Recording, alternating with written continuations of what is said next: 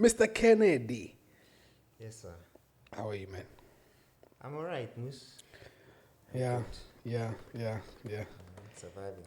Long-awaited podcast. Yeah, it has been, hey?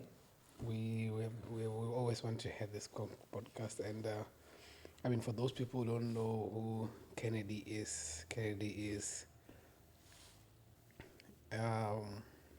this is quite touchy because if you start bringing topics like this, he's a very good friend, and it's hard to find good friends, especially in this climate, and also it's hard to be a good friend as well. Yeah. Yeah, so That's facts, yeah. I think literally how it started from campus at CPUT, Yeah. and then CPT, yeah, since the CPT days. I Yeah. think first year, no? first year, Yeah, it was our first year. First year doing electrical digital systems. digital systems. It was it was weird in our group because funny enough I was the only vendor guy in that group, Yeah. and everyone else like there's like Sethosa's there, and I think probably you were the only Tswana guy there, right? It's funny how in our time, like we still hadn't had like a lot of people from outside Cape Town and Eastern Cape coming this side. Yeah. It's actually like I've realized that people from the north migrate to Cape Town for work or for opportunity. Yeah. Like you normally remember people used to migrate to Joburg, but like things have changed to a point where there are more opportunities in Cape Town than in Joburg now lately. Yeah. I remember leaving home, coming to Cape Town. I don't know Dobbs. You know Dobbs? At Dobbs. At Dobbs. Yeah. I know At that. Dobbs. So I leave home.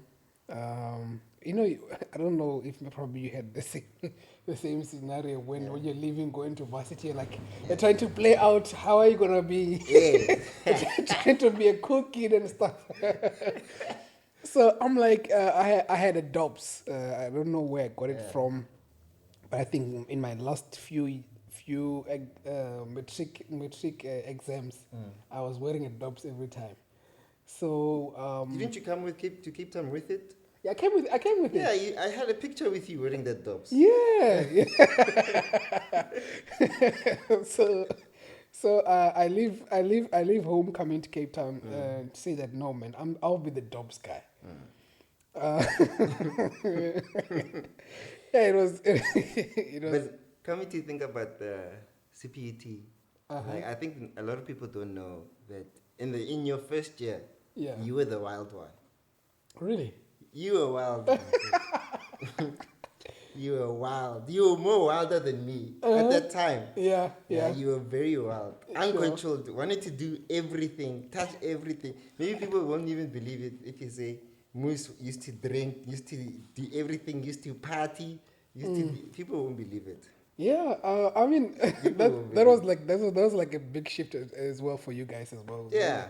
When you find this guy has changed now. Yes. Now he's a pastor. Yes, exactly. Yeah. Like, So yeah, it was quite interesting. So I was that guy. I think the philosophy that I had at the time was, I was that guy to say that live out your life fully, and experience almost everything. I think I tried everything. One of the few things that I was really afraid of, which I'm glad I was afraid of, was prostitution and cocaine. yeah. And I never did heavy drugs. No, you never did heavy drugs. You only smoked weed and drank. Smoked weed and drank. Yeah, that's number one. I remember. You smoked and drank more than I did at the time. Yeah. Because for me, I was like, whoa, Moose, relax. I mean, I remember you got so drunk, I had to carry you home. We walked to Bela. Was it? If we carried me home. Yeah, we were holding each other. We were walking to Bela. With SK. Yeah. Yeah, it was something else. I think I just wanted to experience life fully, and I've always been mischievous. I mean, from a very young age. Yeah. and sometimes you just don't know. Because the problem is now is you. What happens now is you want to leave that, Yes. and because now you have grown up, Yes. and just don't know where is this mischievous thing coming from, because Yeah. it, at an older age you don't want to be mischievous because people don't want anyone who's mischievous next to them. Exactly. I can literally put a tag of it's childish, Yeah. and I find myself not trying to act not childish, but it has been something which has always followed me, that mischievous tag. Yeah. If you meet my high school friends, they will have a similar story. Yeah, Yeah. they're like, this guy. And I mean, like I have been suspended at school Yeah. because of booze, Yeah. and Who's the crazy? That's why I'm saying you were wild. yeah, I knew you were wild. yeah, I But mean, I liked you as a person, so I was Yeah, like, I'm yeah. gonna be friends with you. yeah, We cover each other's backs. Mm, When you're hungry, I'm hungry. When I'm hungry, you're hungry. yeah. I mean that has been like quite a big thing. Like our friendship just came out of nowhere. Yeah. I remember when I was there feeling like a misfit. I only had a friend. Her name was Apelele Mazwi. I think I should have her on a podcast as well, just Yeah, to you talk should about. invite her. Yeah, I don't know if she's still in Cape Town. I think probably she's in Joburg. Yes, I think she was the only friend that I had who would talk. Oh, she was actually dating a vendor guy, so that's why she liked me. So we would talk, and I would teach her vendor. And how we met, I think the most prominent time where I actually had time to sit down with you is the time when you were helping me with the Gmail. Yeah. Uh, Setting up Gmail. Yeah, this is the one who set up Gmail for me. I didn't know anything about Gmail. And funny enough, you were very good with computers. Yeah. I was very. Where is that coming from? Do you always have a... And no, the thing is, let me tell the story. So I had my mom is a teacher, Okay. and then there was a very, very, very old PC, Yeah. né, that was handed down to my mom, and then my mom gave it to me. But it was, even at that time that I got the PC, it was very old and slow. Okay. So now I had to figure out how to get it working and operate the way I wanted to operate. Sure. That's how I had started tinkering around with computers, and okay, now I understand how this works. But now the problem is that at that time it was still the internet stage, where the internet is coming in and it's influencing our lives. Okay, for black people, we were being introduced to the internet. But it was a time where the only touch of internet experience I had was on my mom's phone. Oh, yeah, sure. I went on the flip phone. Flip phones, yeah. V360, Yeah. V360, Yes, yeah. Motorola. So yeah, that's the one I had. My mom used to use it, and then I used to steal her phone and then use the PC. Use that to at least download. give me some knowledge on PCs and just Sure. Google. Sure. I Was even Google then- big then? Yeah, no, it wasn't big, but Google was working back then. Oh, I see. Yeah. I see. Google was back then. Yahoo was still around. Yes, Yahoo. I was think Yahoo was a big thing. Then. Yeah, Yahoo was a competitor because it was a competitor because you had to choose now. You had to think, must I open a Gmail account or a Yahoo account? Because Yahoo was also had a good ecosystem. Sure. So it was like, I'm not sure. But when I came to at the time we came to campus, Google took over. Yeah. I remember everyone had a Gmail account at then. And funny story, my Gmail is my high school name. and it's so sad. I have done so much with that Gmail account because that's like from first year up until now. And it has so much information. And I was like, I want to change my name. And I can't change my name because it's linked to almost everything. Yeah, like this is like a stupid name that I have. And I was like, it's not nice being young and stupid. Because now I have this funny name as a Gmail account and I can't change it. And I remember when you were setting it up for me, you were like, Moose, are you sure? I'm laughing. I'm like, I remember saying, are you sure? You're like, yeah, this is the one. This is the one. Uh, I fighted so hard to to be a cool kid, and yeah, I think now it was like kind of like eating back. I'm like, no man. And the thing is now I have done so many stuff with that Gmail. I can't change it now because I'm like, okay, so It's linked to so much stuff. it links to so much stuff because now your email account is almost carries almost all your passwords to almost anything that you use on online. So I was like, it's fine. I'll just keep it as it is. But yeah, if you're a young cat out there, please just use your name and surname. That's all. Yeah. Just keep it simple because wow, it's a super long ride for me. Yeah. So let me just check this thing. Just check it there. Yes.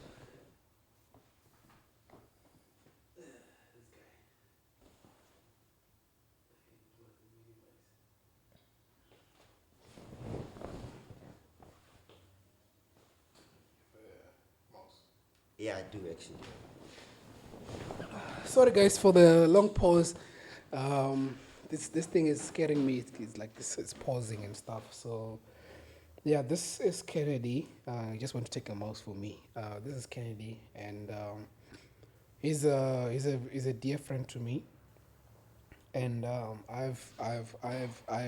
we have built a brotherhood relationship, and all this time we're still catching up, we're still talking, we're still doing all this other stuff, and it's actually quite nice to have someone who's a brother, because a good friend is hard to find, gentlemen and ladies.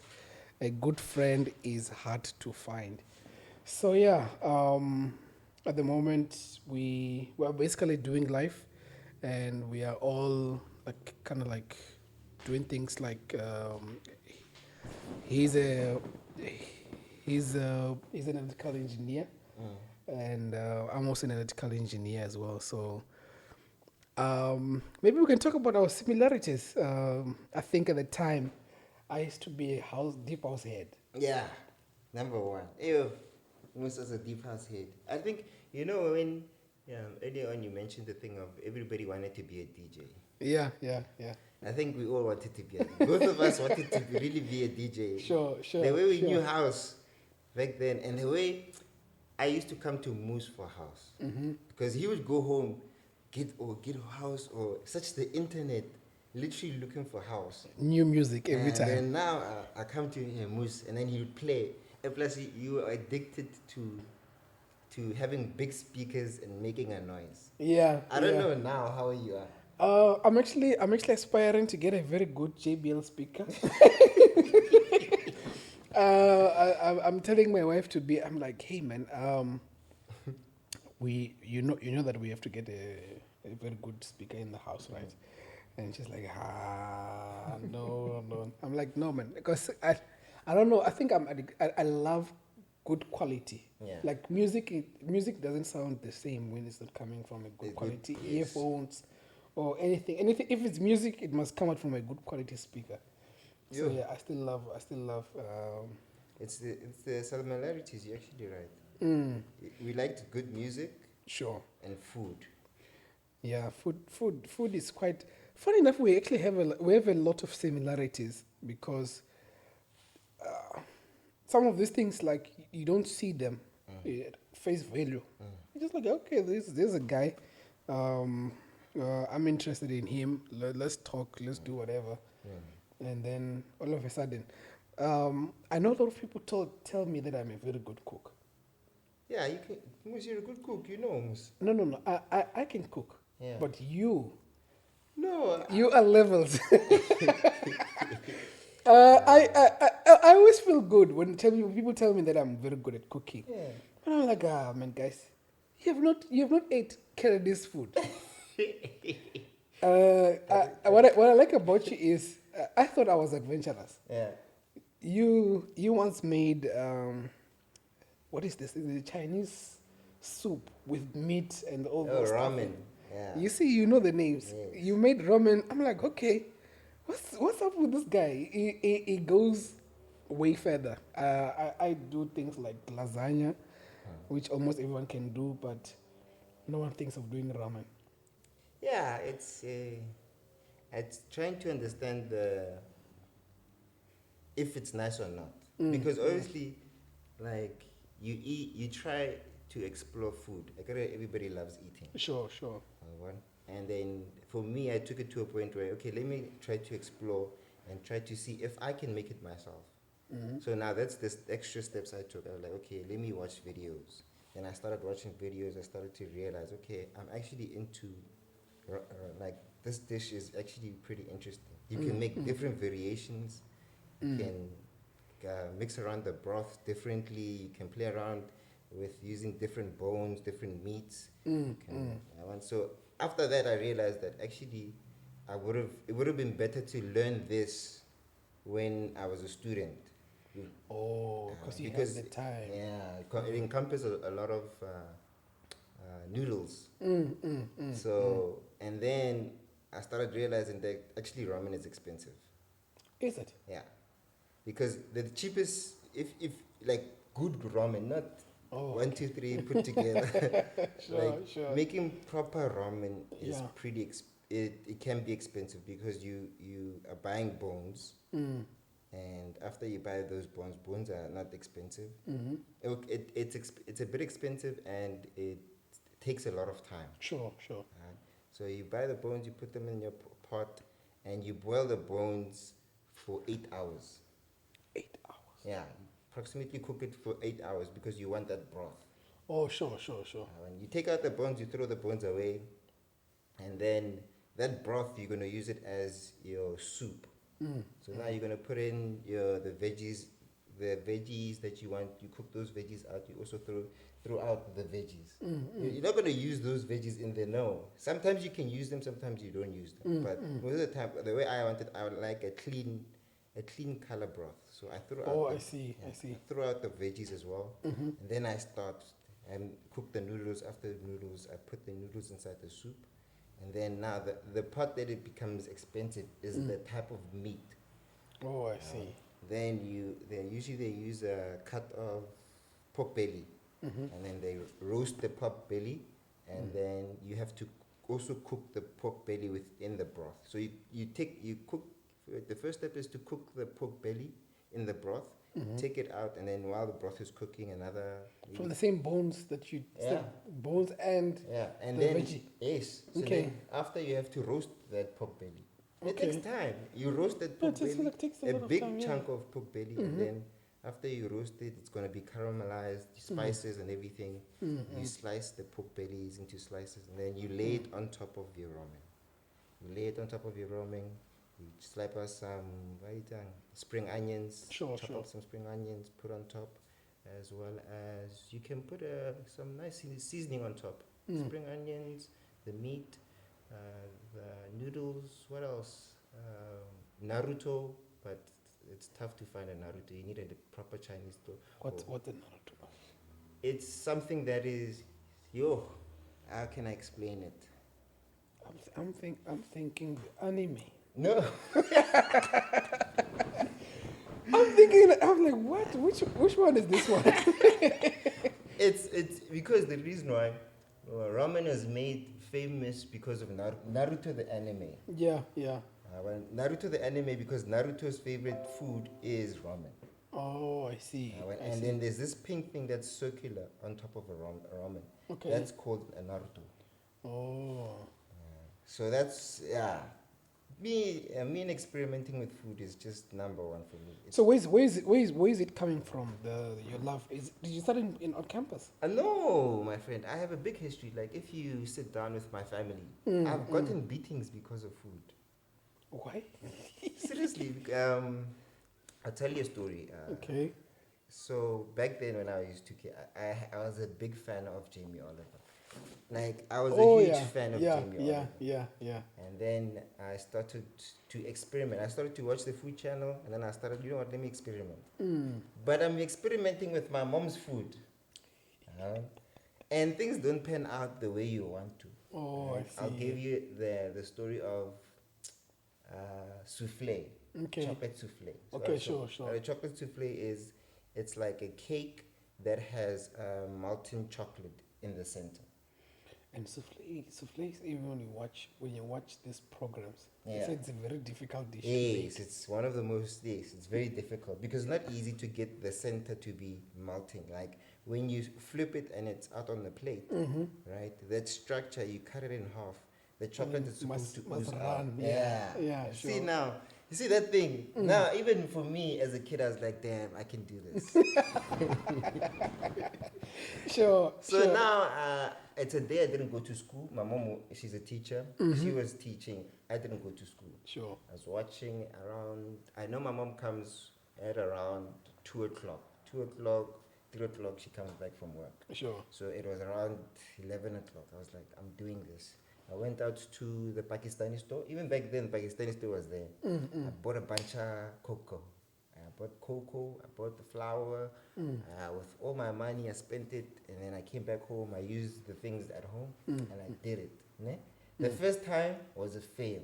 A complete, utter fail. Sure. Even nothing rose up, nothing was working. It was just mush. Just a dough. Yeah. Yeah. Second time, this is from starting, imagine 11 o'clock, 12 o'clock, 1 o'clock, 2 o'clock. At 2 o'clock, I make, I think, my third batch. Ne? I'm using... Oh, so you did the first time, you failed, then you continued again. Yeah. I see. So now it's 2 o'clock. Now I'm getting that feeling, that fear that my mom is coming. Right? I'm like, you know what? I do it the third time. I did one. I took it out of the oven. I took it out of the mug. I flipped the mug. Boom. It was a souffle. My friend, it was one of the happiest days. Sure. I ate it. I was happy. Took out the ice cream in the fridge. I was happy. Yeah, you made your dessert. Yeah, sure. Now the problem is it's a mess. The kitchen is a mess. There is food. And you know what I did? I took those Ziploc bags or those plastic bags. Sure. I put all the debt, all the failures. So the thing is, I could not throw those things inside the bin. Because if I throw it inside the bin, they're going to see, they're going to see that, what were you doing? Yeah. Right? So I took those things and I hid them at the study. Like, we called it the study. It wasn't a study, it was just a room that had a lot of books. Oh, yeah, sure. Yeah? Just books inside boxes and stuff like that. My mom wanted to, at the time, it's a study now, but at the time it wasn't a study, it was just a book. So I took those things and I moved the boxes of books, I hid that stuff. So you just hid it, yeah. Okay. And I'm still alive, I forget. My mom does spring cleaning on a Saturday. After how long? And after, I think, a month or something like that. She does spring cleaning. And my aunt is also there. She came to visit. Found my mom cleaning in the study. Me, I'm cleaning in the dining room. I'm busy cleaning. My mom and my aunt are busy talking to each other in the study. Sure. So now I'm going about, I'm mopping, I'm doing whatever I need to do. Yeah. They call me, Aunt. I'm like, ish, what do I do now? I walk. I forgot, my friend. I forgot. And my mom, she says, come see. The minute she said, come see, I knew what was wrong. I come there and I look, and the mold. I'm sure it was dangerous. The mold, it was black. That stuff like, You messed up the books. At least the books were in the boxes. Just that corner, there I hid it. It had mold around it and it was bad news. It was bad. They're saying, what is this? Hey. Before I could even utter a word, slap. While I'm turning around to look at my aunt, slap. And I'm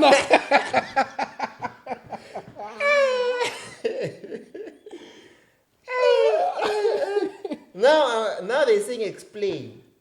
Explain. I was cooking one day and then I was afraid to throw it away in the dustbin. You're cooking with whose food?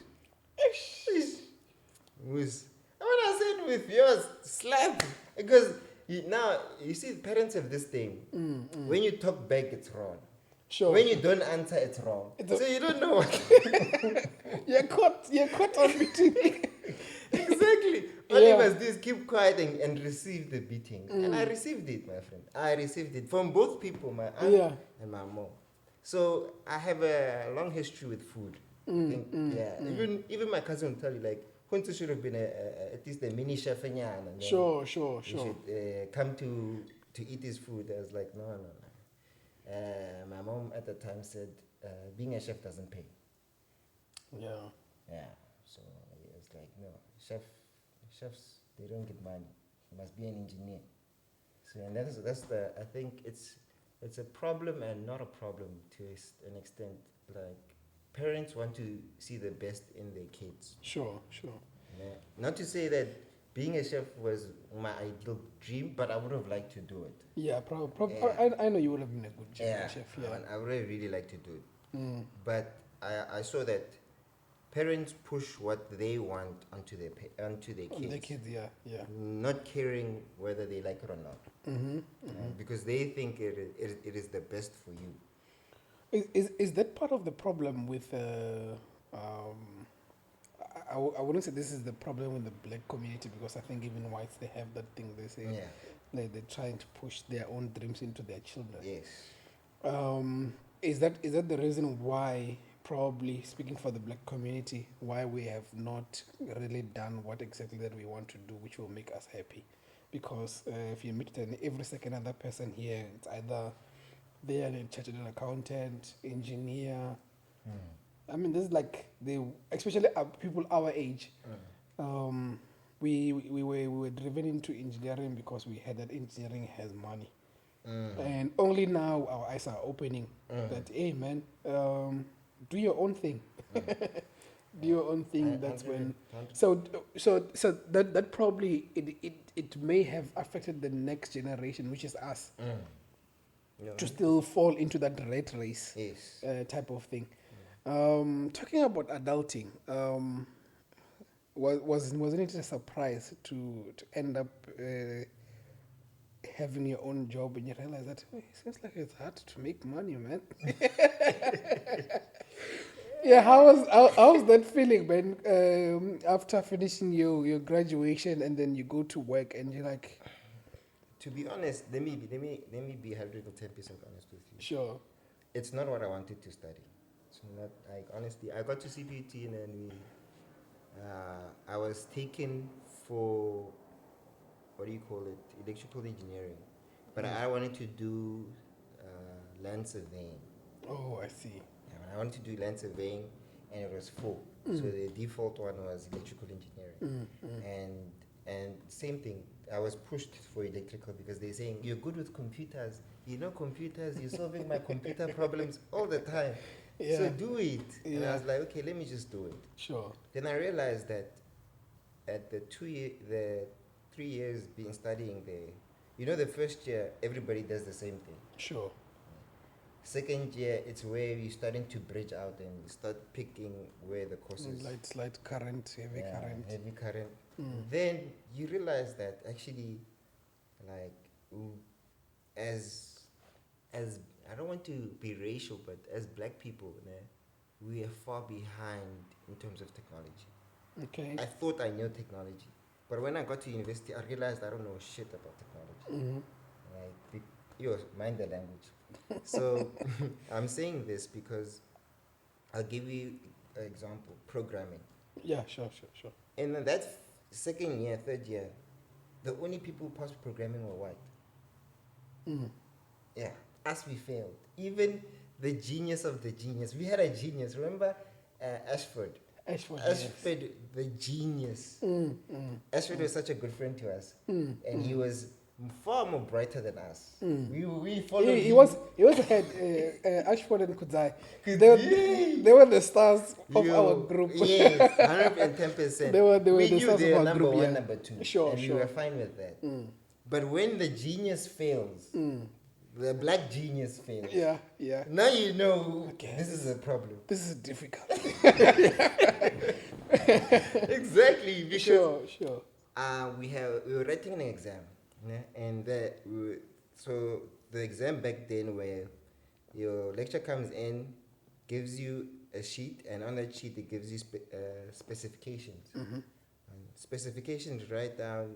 We want build a program that will function like one ABC, Yeah. or they'll give her an answer like this. Okay, fine.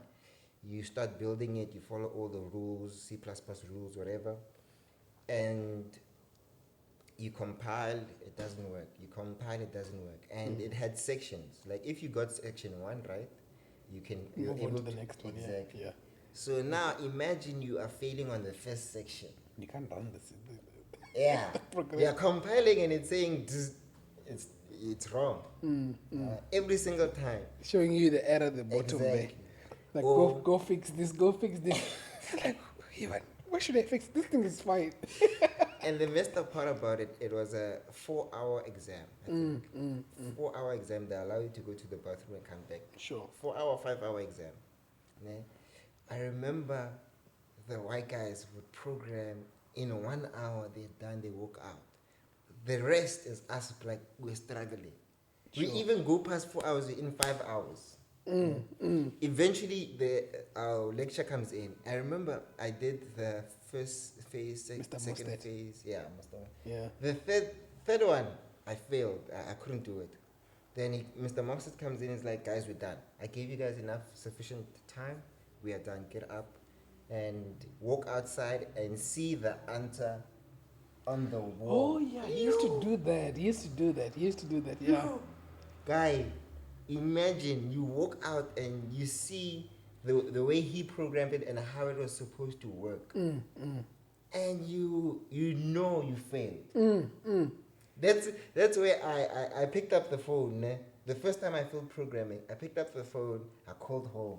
And I'm like, please, don't expect any wonders for anything great from me. Because I failed, and I know I failed this exam. And then my mom says, okay, it's fine. We'll see when the results come out. Sure. I hanged up. That's when I realized there's a big gap between black and white. And what black people know, and maybe it's also related to schooling, where I went to school. They didn't teach me computers. Computers, especially programming. Yeah, especially programming. So obviously they walked in there with an advantage. And if right now you want to talk about technology, programming is life. Programming is everything. Exactly. But I think also with programming, things are quite changing now for quote unquote lazy people, because you have things like what's this program? Squarespace. Yes. You can just get a template of a website. Just put your templates and put it the way that you want it, and then just do it. You don't have to program anything. Yeah, things are becoming easier for quote unquote lazy people. Yeah, things are becoming easier. But I think things are becoming easier for the good for us, like for the good. But I think if I were to have a son or a daughter right now, Sure. I would do at most push them to not to force them to love programming or force them to say you must know or you must study this as your future, but I will actually make sure that they understand, they know how to program, because it's the language, to my opinion, it's the language of the future. Is it? Do you think programming is that? Because I think programming is running our lives, but not necessarily you have to learn how to do programming to do like anything. Because even like things like what's this thing? Look, Creating an app and stuff. That Unless if you want to go that route. I want to give my child all the tools so that when they jump into university and study whatever they want to study, they'll be able to say, okay, I know how to do this. I have the basics and understanding of. Or they understand the basics of you see, so that they're not shocked when they get there and then they need to learn something, and it's like Spanish, because for me programming was like Spanish. Yeah, it was. You just saw ifs, options, and all this stuff. And the guys would be like, "This is easy." I'm like, "Nigga, what are you saying?" But I think the other problem with that was the English that Mostert would put. I think which sometimes that threw us away was just the English. Yeah. Because you're saying that you tell you, okay, do this. But and you're like, when you read the English there, you're like, what do you actually want from us? And it's only when you go outside to see the memorial and you're like, oh shucks, this is what he This is actually, yeah. this is what he wanted. Yes. But yeah, I mean the future is quite changing sporadically. And what's your opinion on blockchain? You know my opinion on blockchain. I think technology is like Yeah. it's like the next internet. That is my opinion on Sure, blockchain. sure. It's the next internet. It's gonna revolutionize the way things work. Have you seen how they're fighting blockchain, like bitcoins and stuff? You can't fight it. But they want to control it. Yes, the control must come. Regulation must come. Regulation, yeah. The biggest issue with it right now is because it's not regulated. Right? It's not. Everybody's doing whatever they want. You Yeah, see, any crypto is coming up that's silly. It's just coming out of the blue. Oh, I see. And like Dogecoin, someone made a joke and created Dogecoin. And there's no regulation to it. There's no board saying no, you can't do this. That's the biggest issue. But once that comes in, there are already some cryptos that are looking forward to being regulated. Like I can mention Ripple. Ripple is working in partnership with governments to regulate their cryptocurrency. The cryptocurrency, yeah. They are looking forward to it. They're working with banks, and imagine a company that has cryptocurrency that's not regulated, working with banks that is regulated. Obviously, they're trying to fix the issue of regulating that cryptocurrency. So with the regulating, so which means basically the conversation behind crypto, it's right now people don't wanna do so many stuff before it gets regulated because exactly. Black market stuff and all this other stuff. Yeah, exactly. Why Some people say crypto is used by criminals, but crypto is more secure.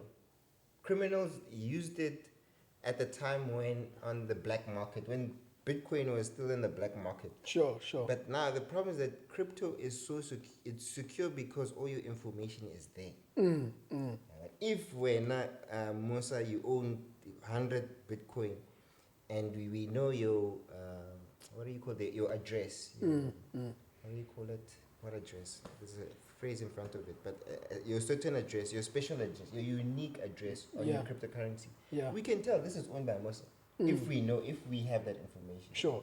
And they can find that information if they want to. Sure. But the issue is that I'm specifically speaking about Bitcoin.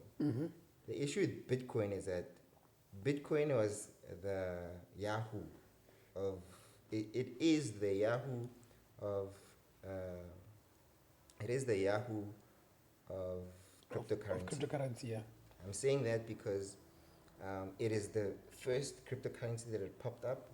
It is the first one that realized the idea that blockchain technology works and it can change the future. Sure. And right after, other people started realizing and using it and making what Bitcoin brought up and taking the good, everything that's good from Bitcoin and converting it and making their own.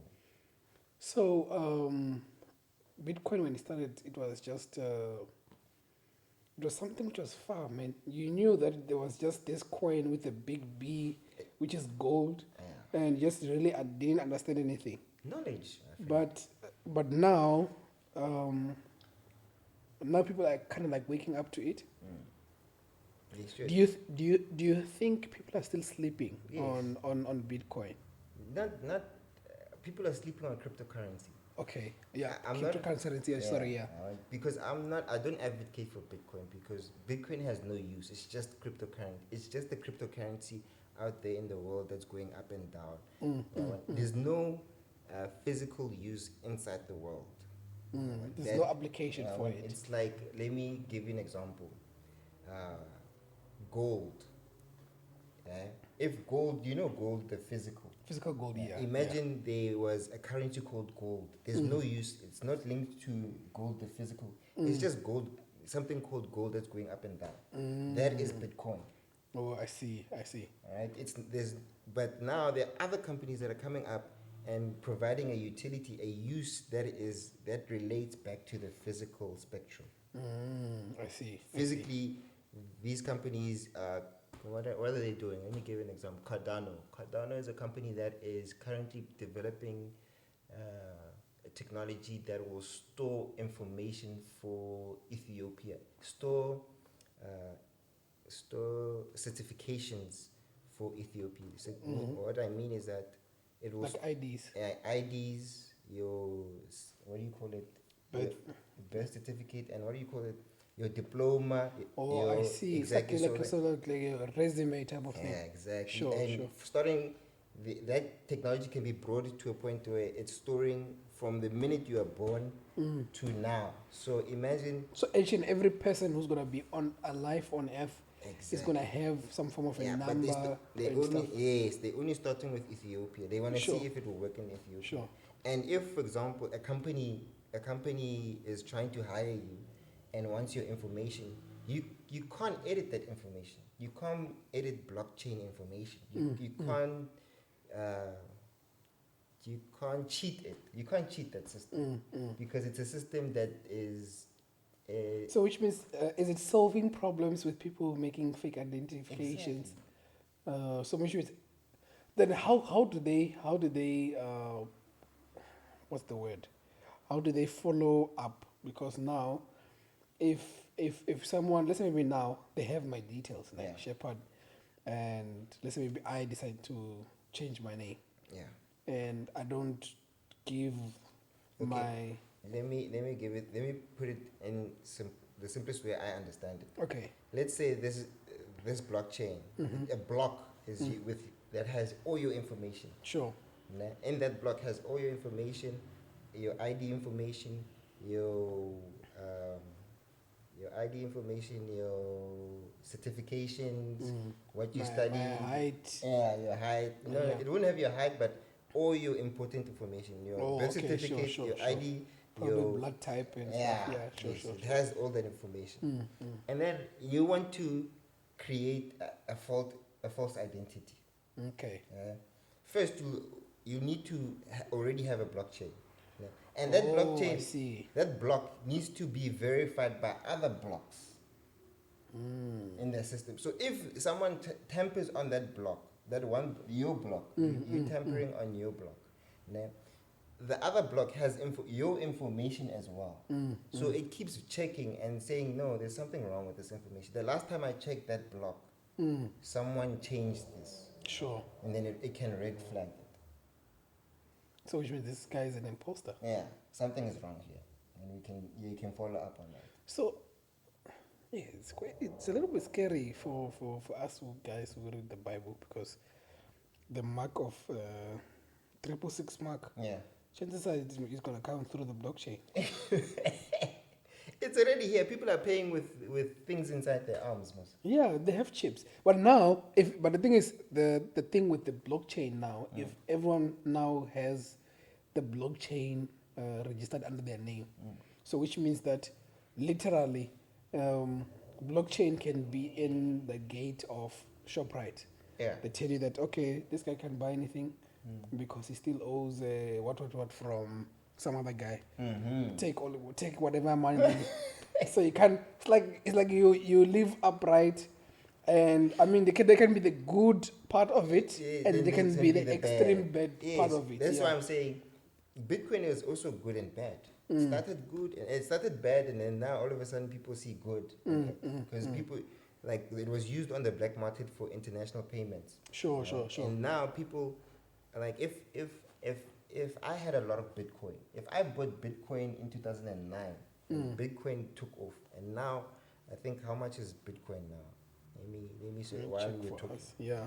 If I had a lot of Bitcoin and you knew that Hunter has a lot of Bitcoin, do you know that people are being followed and chased down for that Bitcoin?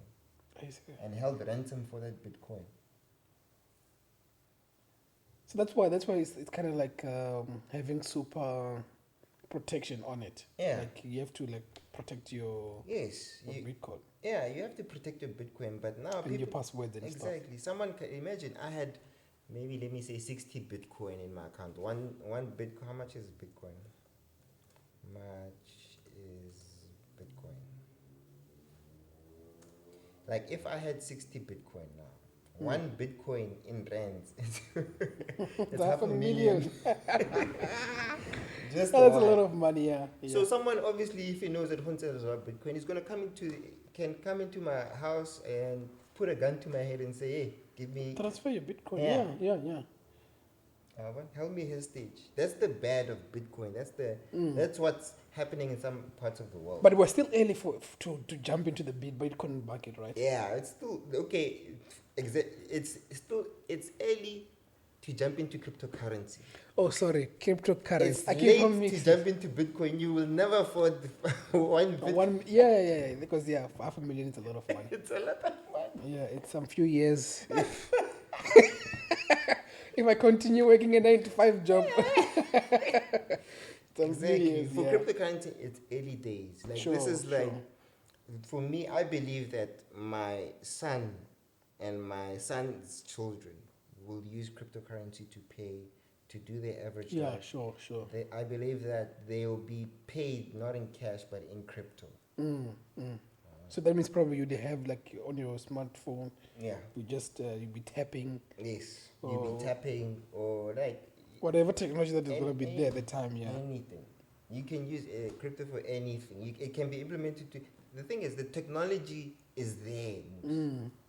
The technology is there. The issue is regulating that technology, deciding where is it being taxed, who is taxing, like what payments go through and it becomes taxed.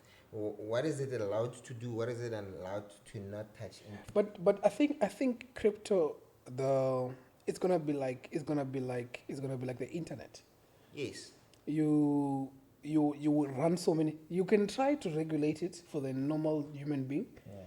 but probably there's dark web out there. Just that some other people I don't know it. I don't know about you because this guy is very good with computers. Probably might know some few dark webs. Yeah, but I think cryptocurrency it's like the internet. Yeah. It's so versatile. You can do a lot of stuff which are good with the Yes. internet. Blockchain technology. Yes. Yeah, so blockchain technology is that you can do a lot of with blockchain technology. Yes. But also to regulate it fully, I think it might be hard for everyone, even governments. It's going to be hard because it's something new. It's like when the internet came and we needed to regulate the internet. That's Yeah. how big it is. That's how huge. And they still can't regulate the internet unless if they just chow down some few what do you call this, cables from somewhere that bring internet around, but it's still hard. Yeah, yeah, 100%. Yeah, it's still hard. It's not. The internet is complex. The internet has two faces. Okay. The face that we know, the Google that we know, that we know, that is regulated. Sure. And then the dark web, which people do funny things on the dark web, and you can remain hidden. That's the part where I'm saying it's not regulated. Yes. So I perceive blockchain technology is going to have something like that as well. Yeah. They can try to regulate it. I mean, for normal stuff, like things like going to your bank and trying to get to XYZ and stuff. So, but with the other stuff, you won't get a chance to do that. Yeah. With blockchain, they're gonna regulate some of the stuff, and some of them they won't be able to regulate them. It all depends. Like I think the thing with technology is like, what do we do with technology? What do we do? It's with application, it? yeah. It's up to us. Are we gonna use it for bad or good? It's like humans are very funny. Like we all have this. Like I have this ideal that we help each other, and not everybody thinks like that. Oh yeah, true. Not everybody. Some people are very selfish. Some people are very negative. Some people are evil, just pure evil to the core. Yabona? And I think it's growth to understand that okay, this person is evil, this person, and then it's just me. While I was growing up, I was very naive. I thought we all here on this earth to help each other, and level up. But as time grew and I started to grow, I started realizing that some people are just bad. Yeah, and I think it's a hard thing to realize that. Yeah, To realize that no, man. definitely. People. There's a sermon that I once heard by a famous one of well-known Bishop Dag. He preached that he said people are not people. Oh, yeah, So basically saying that you can't really trust a person because there's just so many hidden. yeah, Because I mean, like you can't read emotions unless if it's shown physically. 100%. Yeah. So you'd think you have a body, but man, this guy is you don't know. We don't. You can't really, because people change. Yeah, They're not really as constant as you. 100%. Yeah. I think that is one thing for us. When I met you, né, you were the realest person I found as a friend at that point. You were the realest. That's the reason why I stuck being your friend. Sure. Didn't matter. Even when you changed and you stopped drinking. You stopped drinking. You stopped smoking. Because you also smoke cigarette, ne? No. I didn't smoke cigarettes. I almost started smoking cigarettes, Yes. but I stopped yeah. literally just when I was about like, Yeah. no, let me stop. I remember, Then you stopped doing everything. And I remember there was a day, there was a bash. And I came to your place. I'm like, Moose, let's go to the bash. And you're like, gee, if I go to the bash, I'm going to drink. I can't drink anymore. Sure. And obviously, as a friend, I didn't want to go to the bash alone. Sure. But I respected that. Sure. And I respected the fact that you could tell me that. That's like that. That's why I realized, okay, that is cool.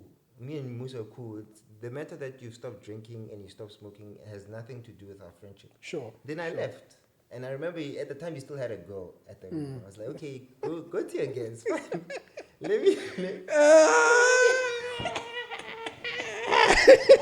Let me go. Sure. And that's when I realized that actually our friendship goes much more deeper than True. Yeah. So True. I no matter what happens, I always knew, and everybody knew. I think everybody that I've dated knew that this is my friend. And you can't change anything about it. True. I think it's tough, man, because even for me, I was a bit naive in terms of friendship, with friendship per se, because all the time when I was in primary school, people that I thought were my friends, they never told me the wrong things that I was doing. Yeah. They encouraged my what's the word? They encouraged all this mischievousness, being mischievous, and no one said, "Hey, man, but this is wrong."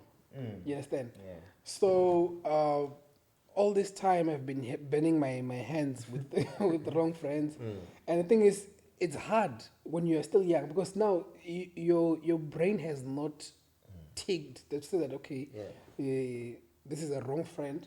Yeah. They are wrong friends and they're right friends. Yeah. If someone is a wrong friend, move on. Yes. Yeah, so that didn't happen. Yeah. So when I met you, I was like, hey, this guy would tell me no, but Moose, no, man. Let's study, man. Let's start. Kennedy would tell me, Moose, nigga, let's go study, man. Yeah. Let's go. And you don't get that. People, I grew up in especially in my boarding school. I grew up with guys who would say, we don't study.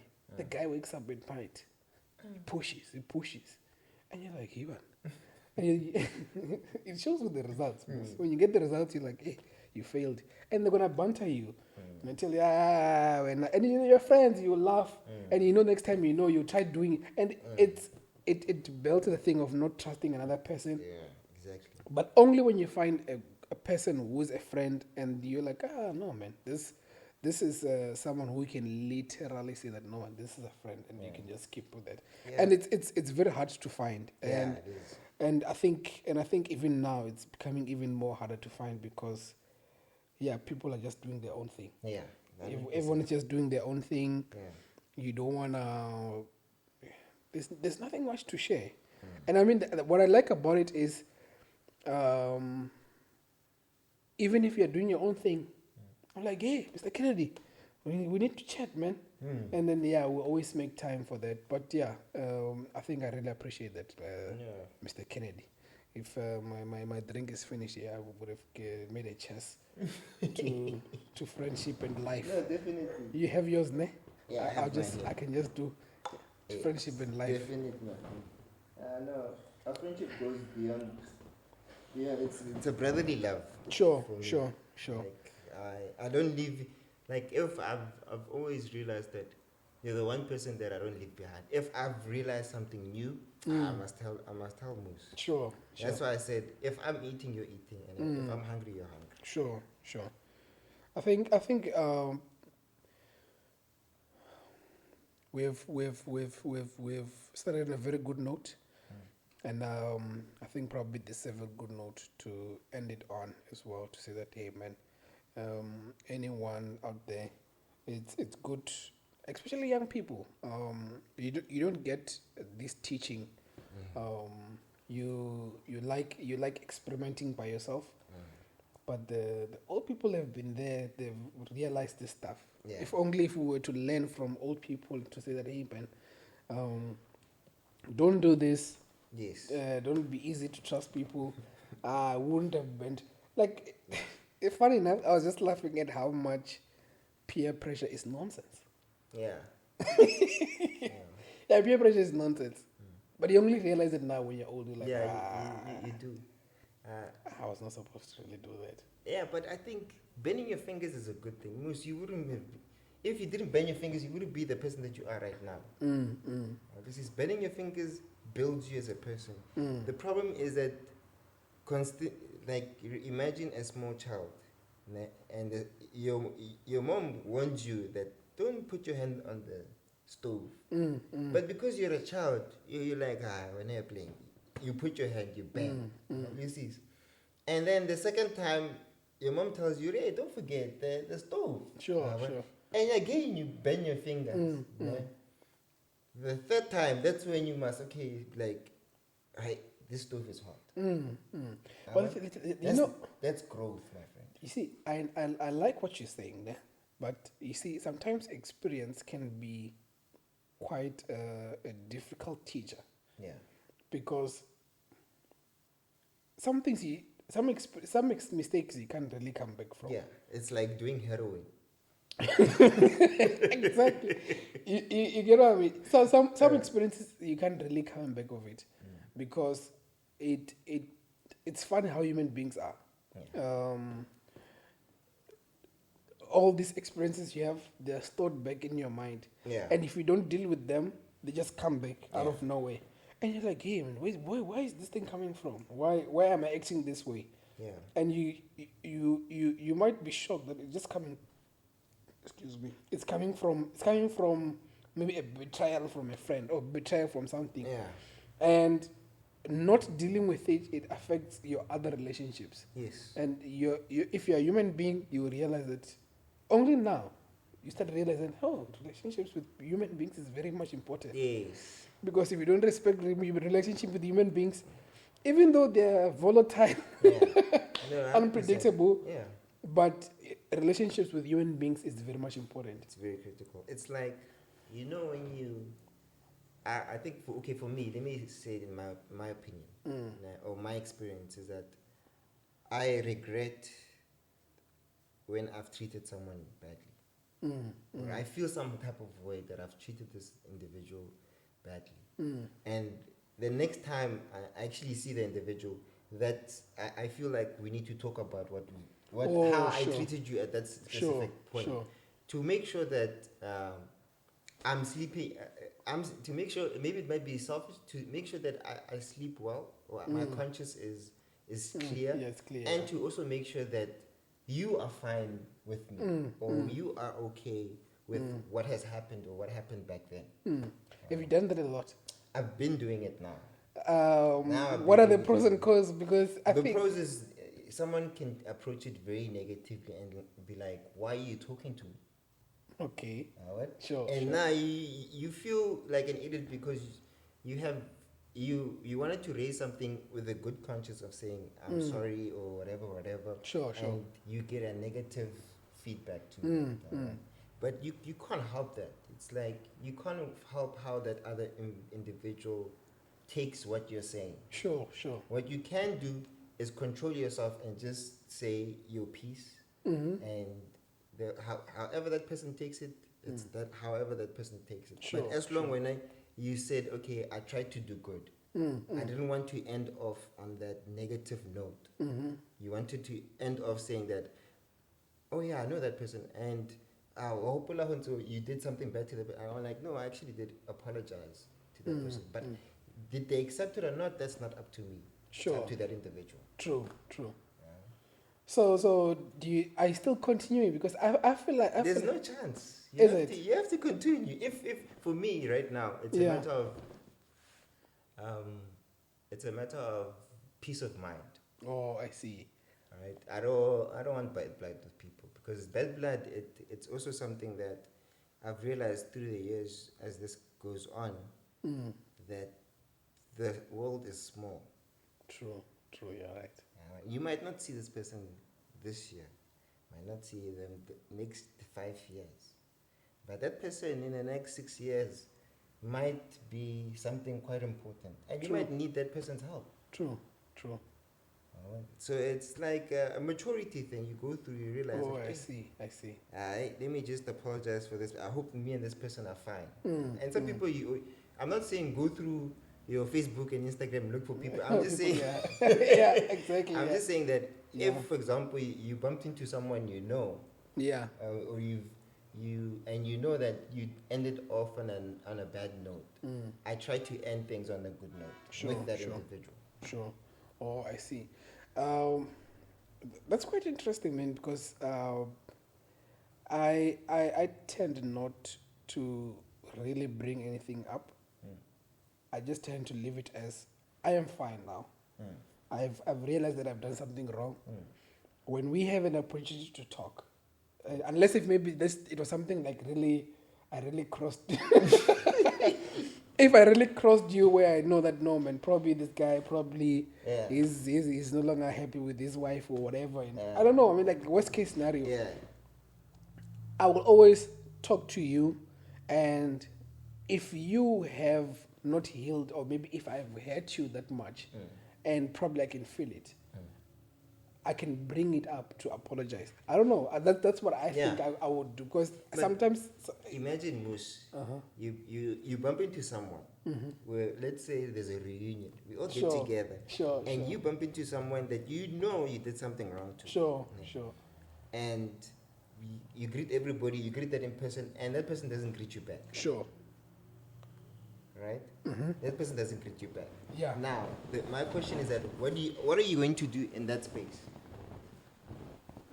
I think that's quite tricky.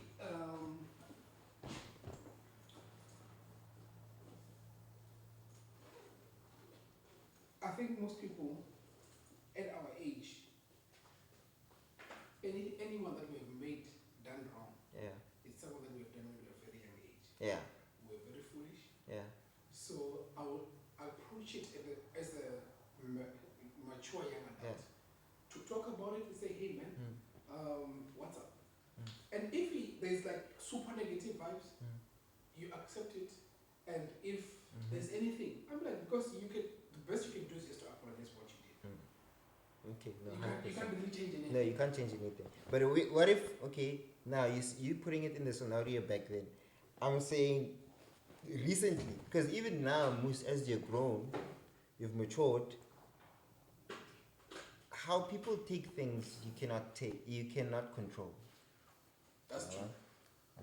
So you might even say something and someone takes it the wrong way. Oh, I see.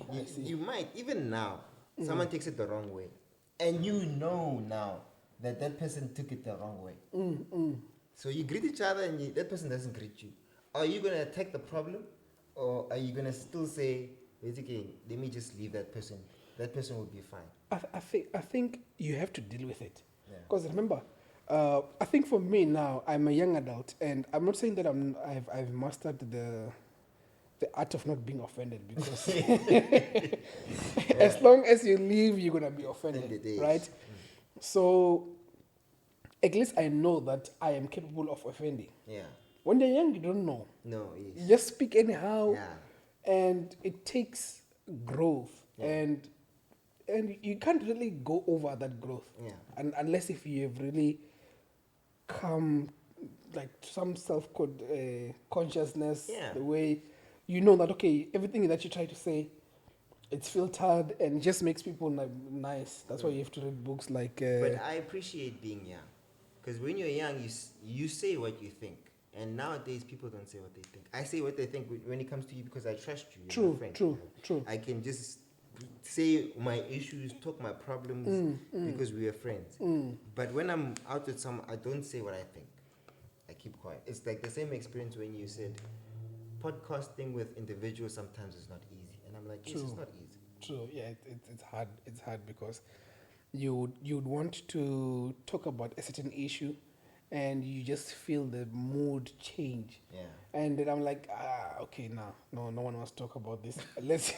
Let me just quickly talk about something else. Let me quickly talk about something else. And I think I just want to have a number of hours under this podcast. Yeah. Talk to as many people as possible, and that way it will give me a way of getting out information without necessarily, I don't know, because I think this is more like an experiment at the moment, and I wouldn't say that I'm a professional podcaster, because podcasting is a new thing. Yeah, it's like blockchain. Yeah, it's really new. It's like, how old now? I think probably maybe 10 years, okay, but it boomed probably in the last 2 years. 100%. The last 2 3 years. years. 3 years, ne? Yeah, 3. When did Joe Rogan go on to Spotify? Spotify went last year. Last. So it's like 2 to 3 years. And we had it with people like Joe Rogan, when he had that. No, when Joe Rogan is actually doing big stuff.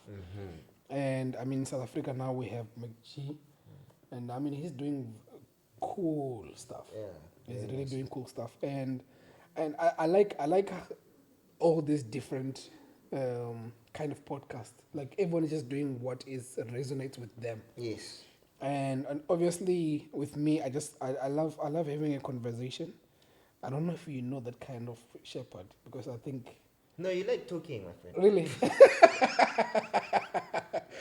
I thought out of the two of us, I'm comfortable to talk to people I'm comfortable with. But I'm not a talker. I don't go up to the front and talk. Sure. You've never seen me go to the front of any crowd interviews, and say, true. like, talk my mind. I don't do that because I have stage fright. I'm very aware of my stage fright. Sure. And I'm very aware of the fear of people, of the crowd. I'm very aware about it. Sure. And I've accepted it, that I know myself, that is not for me. But I know my friend. My friend, when he has something, he can go there. Yeah, I think it's a daredevil type of thing, attitude. I don't know where it's coming from. Probably it's also coming from. I've always been someone who was being mischievous, comes with also wanting attention of some sort. So I've always been that person who likes attention. So I wouldn't say that I'm doing this for attention, because all the people that I've brought or I wanted to talk to is people who are doing big stuff and great stuff, and it's always, and you always have to have a template, because for me, Joe Rogan is a template. I like how he does it. He can have a conversation with someone who's like a professor and just be curious and just talk. Yeah. And I can have a conversation with Mr. Kennedy. I can catch up with some of my. I've got some few high school friends. High school friends who are gonna be jumping on as well. Yeah. And I can't wait so that people just kind of like understand who is Shepherd, and from there onwards, this is more like a journey. Anyone who's gonna be listening from now, going forward, we should be making big moves. We should be developing ourselves to become better people. Because if you're not developing yourself, especially these days, you're not really moving forward. So it's more like for each and every listener that is listening, is I want them when they listen with me when we're doing all this podcast, there's always something new that is happening. There's always a growth that's happening, on a positive growth. Think for me, my friend, you've grown. Like I've known Moose from his bad to his good. Like I know Moose when he has an idea, when he wants to push something. I remember when he pushing Genesis. Sure. And I knew when you were a photographer, professional photographer, video. Now you were into music. You were busy program. You were busy. What do you call it? Music conductor. You were at church. You were. Oh yeah. Catching into multiple. True. Like skills. And like I see the growth. I never become negative towards your growth. If you want to do something, I'm on board. Sign me up. Let's do a podcast. Let's do something. Yeah, true, definitely. So yeah, I think the biggest idea for me is whoever that is listening, let's inspire each other, because unfortunately South Africa doesn't have a culture of sharing information. Yeah. It's not like the Americans. Yeah. The Americans, you just talk, like you just meet someone and they can literally give you a template of doing something, and they don't feel like something has left them. Yeah, but in South Africa, it's dog eat dog. Yeah. I think it might be because of crabs apartheid. In a barrel. I don't want to be so negative, but it feels like crabs in a barrel. Oh yeah, sure, lobster. Yeah, they're pushing each other on top of this face. True, That's the reason why I'm saying I was naive when I was young. I thought we're out here to help each other because we're all black. True. And I don't want to be negative to the white listeners and I don't want to put it like that. It's how I feel and how I've grown up and how I've seen the world. I've seen the world in that blacks, it's tough to get information from someone new. I remember in CPUT, when you don't understand in digital systems, who are you going to ask? I only have Moose next to me. I asked the Xhosa guy next to me, he speaks Xhosa all the way. And at the time, it's first year, I don't know nothing about anything. You speak English, you try to at least bridge the two. Now there's that language barrier. True. And that individual doesn't want to switch into English because English has... For snobs. Yeah. English is for snobs. I'm not a snob. Which he's taking it the wrong way. All I'm asking you to do is help me get information. Exactly. I just want information to pass. I also want to pass. True. True. And then now I have to be like, no, I have to wait and wait for my friend Moose, and if Moose gets it, I know I got it. Exactly. I think it was quite an interesting thing then. CPUT, just being different people. That's why they call it a unity in diversity. Yeah. But exactly.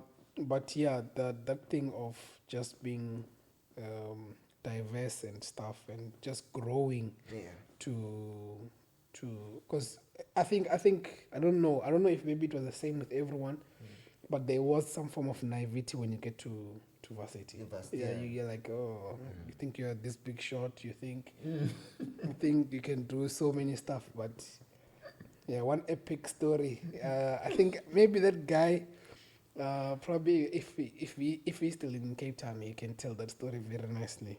The day that I drank Russian beer on the outing,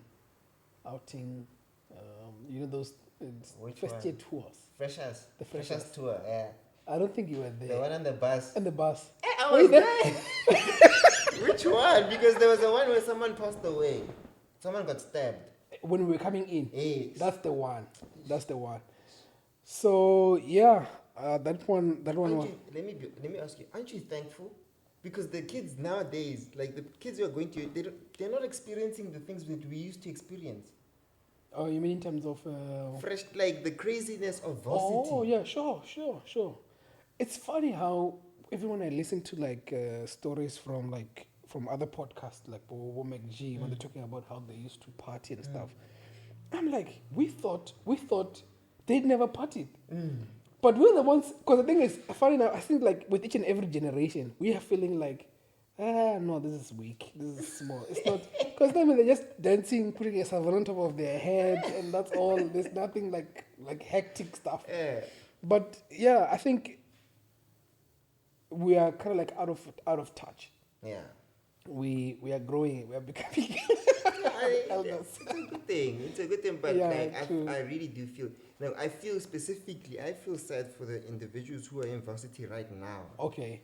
Right now, the people who are in varsity, it's Oh, it's not the same. they can't tell that varsity experience because sometimes their lectures are on PC. Sometimes they are getting lectures from home. Oh yeah, true. They're not true. living the. It's not the same. Yeah, definitely. They're not going through the struggle of getting hungry and realizing that I need friends are important. True.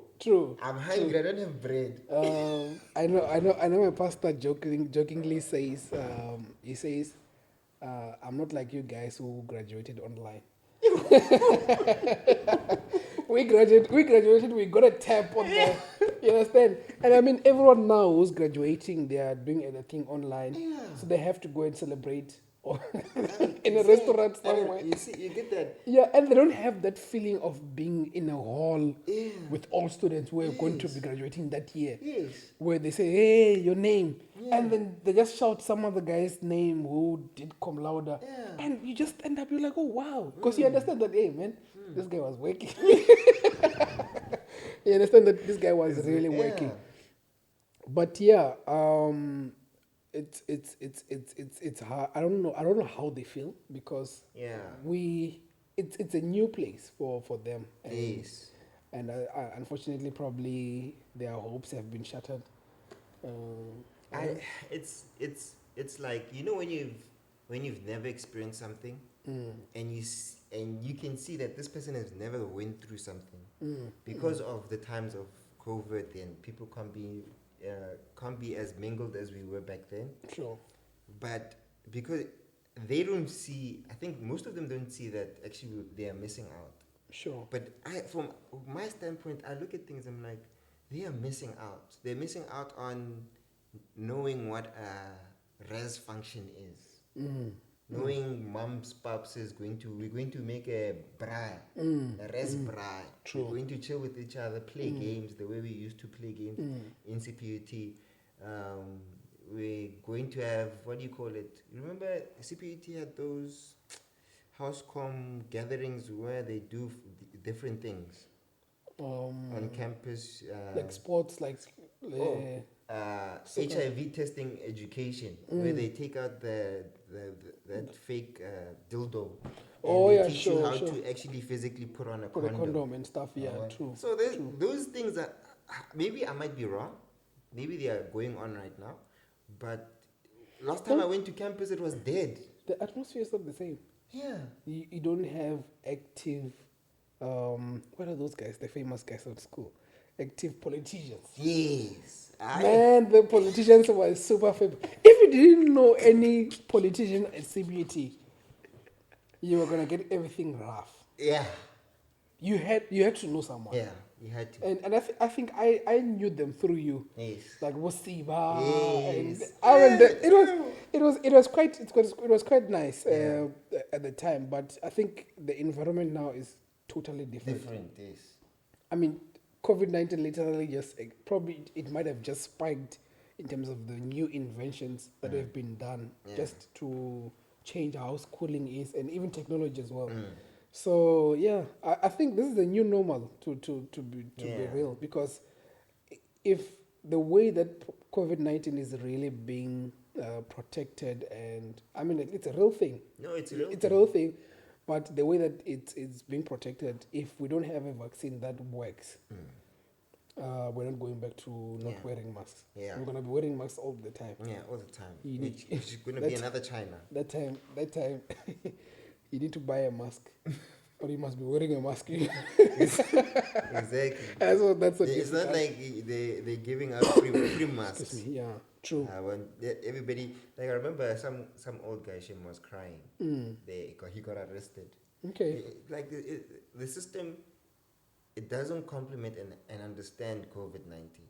True. Imagine now, I walk outside, I get arrested for not having a mask. Sure. You know? And I saw this on Carte Blanche, that you get arrested and then you plead guilty and you leave prison, and that stays on your record. Oh. You understand now? I see. Yeah. Now you have a bad mark on your record. When, for example, you apply for a job, when you get in a job, they do background check and they find that you name were clearance, arrested the other stuff. Yeah. for not wearing a mask. And Yeah, and it's a crime. It's a crime. you understand? Yeah, I mean, it's bad. It's bad. It's really bad. It's really bad. bad. Yeah. Yeah. I know they want to force and say, like, people should take this seriously, but arresting someone who was walking and to the store to buy bread, or like I remember there were some white guy was on Carte Blanche crying, saying that the wife has a newborn baby. You know? I think I saw that story. Has a newborn baby, and she ran out of milk. And he's like, you know what? I know at the garage. He knows at the garage there's milk. He's just quickly gonna run out, drive to the garage, and when he drives to the garage, traffic they stop him, they arrest him. Because of the curfew time. Yeah. Yeah. It's really. Unfortunately for the kids who are coming now, they're coming back. They're coming into this world in things like this that are happening, and for them it's a normal thing, and. It's that conversation of saying that should we now go back to the good old days where we used to play Scorpy, tag, and all this stuff. And but you're making actually think. Are you actually right? Each generation has its own variation of reality, to a sense. Yeah. Because my parent, I used to play it with the girls. But I didn't play it as much as my mom, the teeny, I didn't do that as much. When I was in the age where computers were coming in, it was the computer boom. We were the generation of Dragon Ball Z. Yeah. We were raised up by Dragon Ball Z. It was number one. The kids these days are being raised by Peppa Pig. Peppa Pig is raising a lot of kids out there, yeah. So I understand what you're saying. Different generations have its own variation of growth, of seeing, okay, and then the previous generation will be like, when are you missing out? You don't know. Maybe it's complex, eh? We'll all have. I mean, just to delve into the Bible a little bit. The time when Adam sinned. Right. Apparently, human beings were not supposed to die. Yeah. Right. Yeah. We were gonna live for this long, and we're gonna still have like probably a house somewhere or a palace where. But now I know that story. Now I always ask the question: if we're not supposed to die, could we still reproduce? And if we were still reproducing, how many people are going to be if right now we're 7 billion on this earth and we're still too much for Earth's resources to sustain us? No. It's us who are saying that there's too much, there's too less. Some science could be right, but remember, now, probably because of sin, we have the 95% who are stupid, who don't think in a certain way, and we only have a 5% which thinks properly. Yeah. So probably at that time, the management of resources would have not been the same as how it is now. And even because remember, we're saying that there's a lot of people. In South Africa, how much land is there which is not turned 100%. to? I'm like everywhere. There's just 100%. places which are just there. So 100%. we're saying that it's full, but how much land is there? Yeah, it's the system that we've created. Which is making us have that conversation of Yeah. saying that there's nothing. Enough, yeah. So if coming back to the story Actually, that we didn't create, that the other race did create. of yeah, you see, and to bring back the conversation of Adam, right now, imagine if you had a conversation with Adam, the man who spoke to God, the first man. Yeah. And I mean, like, Adam is far-fetched. Imagine if you talked to your 4, 5, 10 generations back. The Honsi, Sethosa, the Sethosas, like 10 generations back. I mean, you would be shocked at probably some of the same thoughts that you have. Yeah, Because definitely. remember, you are a product of them. And they would be shocked at how we are living right now. exactly. So you might find that there's a lot of common stuff that you have with them, but if it's not guided, you end up doing everything, and instead of living, you are an existing human being. That's where jobs come in. Because a job is just to distract you from doing what you're supposed to be doing. Yeah. Because 9 to 5 is just okay. It kicks into that too, in that survival thing. Because the more money you have, the more responsibilities you have, and you can just stop now and say, when we start cooking. Because you realize that, hey, man, there's the rent that needs to be paid. There is so much stuff that needs to be paid. Exactly. But imagine coming back to Adam, you had a conversation with this guy. You will realize that actually there's so much in common. Yeah.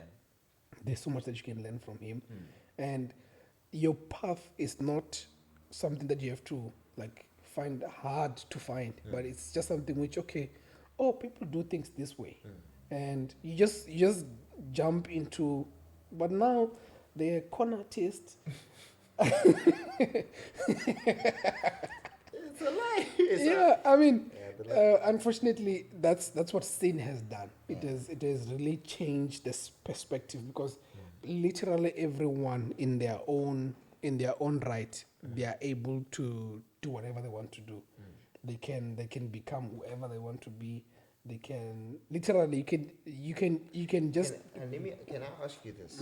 Yeah? I know we're jumping into religion. sure. But Adam lived in that age, yeah? And then sin came. Sure. Yeah? Even if Adam and Eve didn't like do the sin, Sure. because we are human, do you not think at some point we would have done that sin? I mean, there's layers to this thing. There's layers, because now one of the things that makes it even more, which makes God not happy with men, it's when the angels in Genesis 5, I think if not 6, when the angels now left heaven to come sleep with the human beings. Yeah. So you see now, there's that's why I'm saying that there's levels. There's our error, Yeah. and there's errors from the angels as yes. well. And with that now, that's where the story of Goliath comes in. Yes. So the giants were born. Yes. And you can't really predict in terms of how it will be. But the best thing that you can have is, ideally, if things really went well. Yes. No. Looking at, like, that's what I'm saying. Looking at an idea, I understand. 100%. But now we're saying that sin occurred with Adam and Eve. If sin did not occur with Adam and Eve, and the population grew as it grew, do you not think to a certain point sin would have occurred? I think it even if angels come down, that is sin. Come down and do what they're doing. It's sin. So Sure. at some point, to my point of view, I'm speaking based on my point of view. Sure. At some point, I think honestly, sin Would have is came in either way. is a part of God's plan. I think it could be. I mean, God is God, and I mean, whatever. All knowing, all seeing. Exactly. But what I would to on the good side of it, I mean, like the most ideal is if you see how families are now. If you come from a bad environment, you turn out to be a bad person. If you come out from a bad family, you turn out to be a bad person as well. If you're not taught good morals. But if back then with Adam, we had good morals, we had all this stuff that are coming out, which is an environment which is safe. Remember, you once said that you were saying that you thought that everyone was like to build everyone. Imagine if everyone was born like that. Yeah. That would have created a way different community than what it is now. Yeah, no, there. You see, so sin is the one which brings up a conversation like Cain and Abel. Yeah. The brother killing his own brother because of jealousy. Yeah, but you see now, the brother killing his own brother because of jealousy. Because now that's after sin. Yes. There's envy. Yeah, it would have pointed out definitely sin at that point. Okay. But before, because even the way that it shows that pride was there with human beings, because the story is being told. The devil comes and says that, hey man, you will be like God. So which means they always say that there's three things which affect sin, which is the pride of life, the lust of the eyes, and then the lust of the flesh.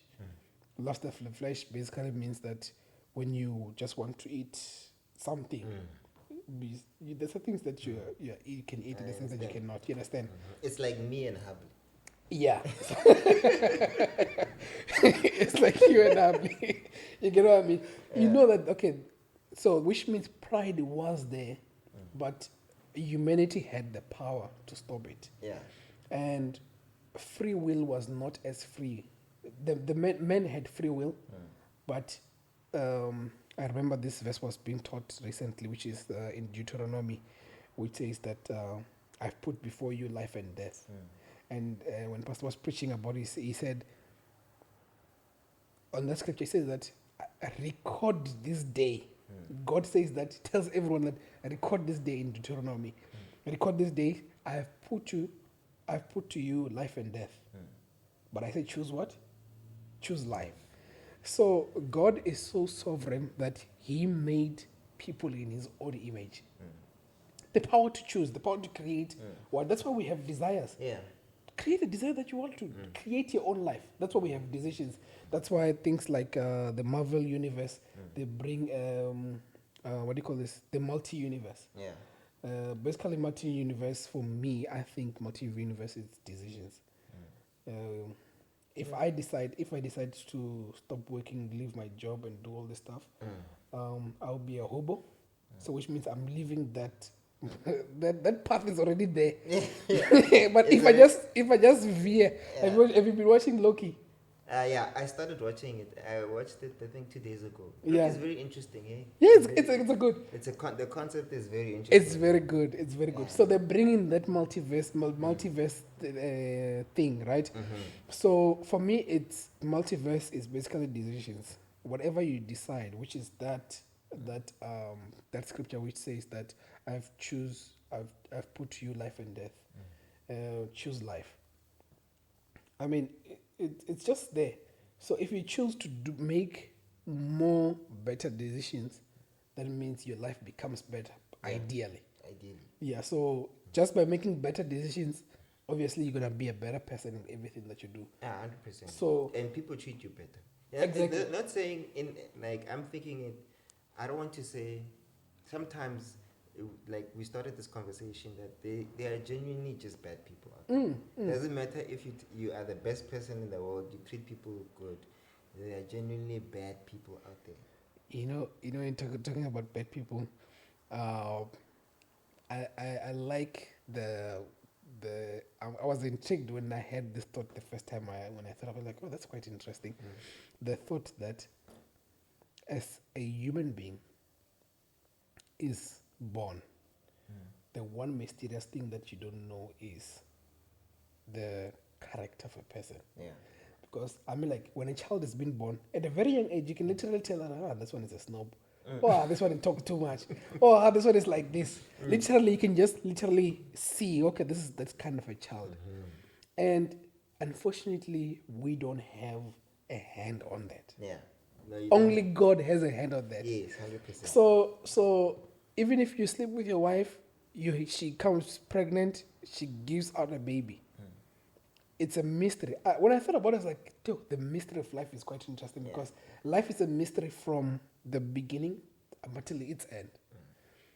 The gender, sometimes even the conception, it's a mystery because all you do is have sex and then you ejaculate into her and then it goes and makes a child. Yeah.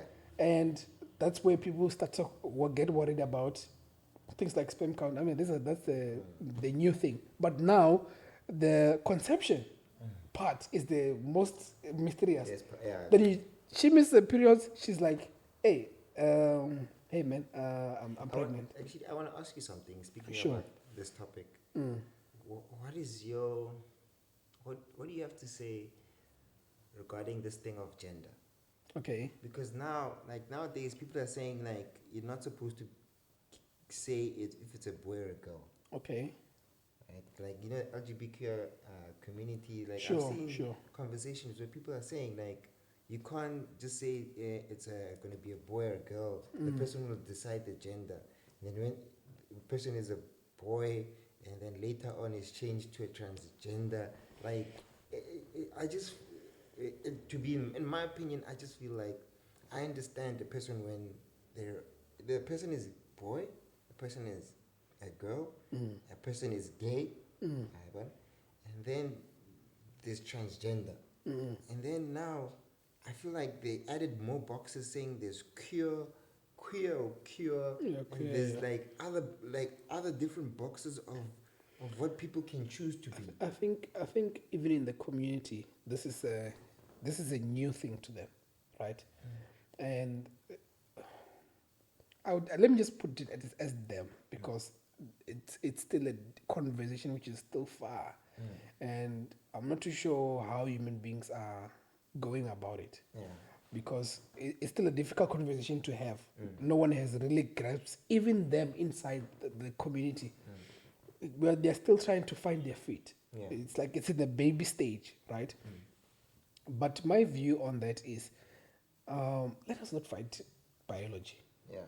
It's 100%. it's a simple thing. Yeah. Let us not fight biology, because biology, this is how it is. Yes. So I must not be forced to say something which I'm not, because the thing is now it makes everything very much difficult for us to have that conversation and to talk yeah, exactly. So my opinion is just, okay, let us observe nature or biology in its beginning, because even a child, to not say that you're a boy when I see that this is a boy, it's something else. So let's give each and every one, and I mean, to move on to the other side, someone who's gay, probably they're genuinely saying that, no man, I feel like I'm in the wrong body, and it's genuine.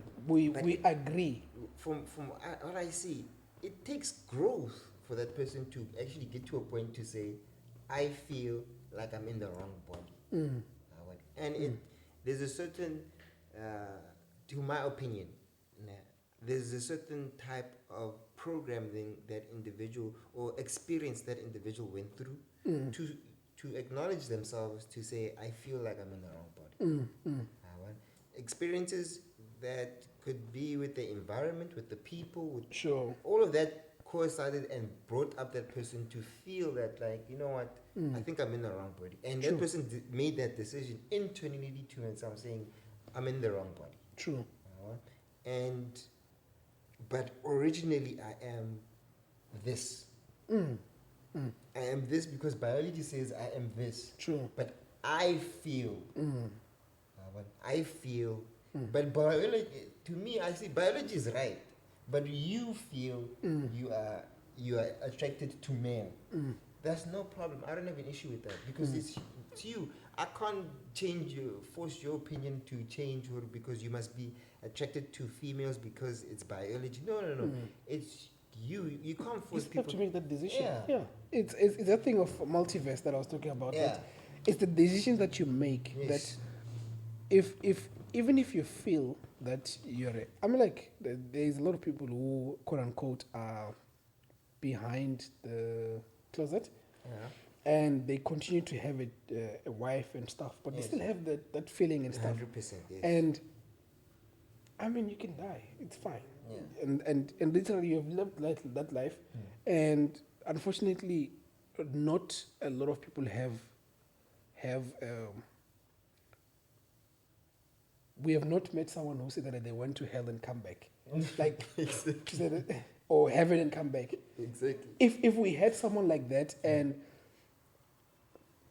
at least maybe they would, it would really bring a very good narrative. Nobody knows what's after. Exactly. So from now, what happens is we are moving together with the stories, and someone can say that no, the Bible is hogwash. Someone can say that the Bible is legit, is the word of God, right? You take your opinion. Yes. We're not saying that take whatever, but choose. That's why we were given choice. Given choices, exactly. So each and everyone has a choice to make. Yes. And at the end of the day, the thing is, the unfortunate thing is sometimes we forget that life is very spiritual. Yeah. At the end of the day, we forget that you can't.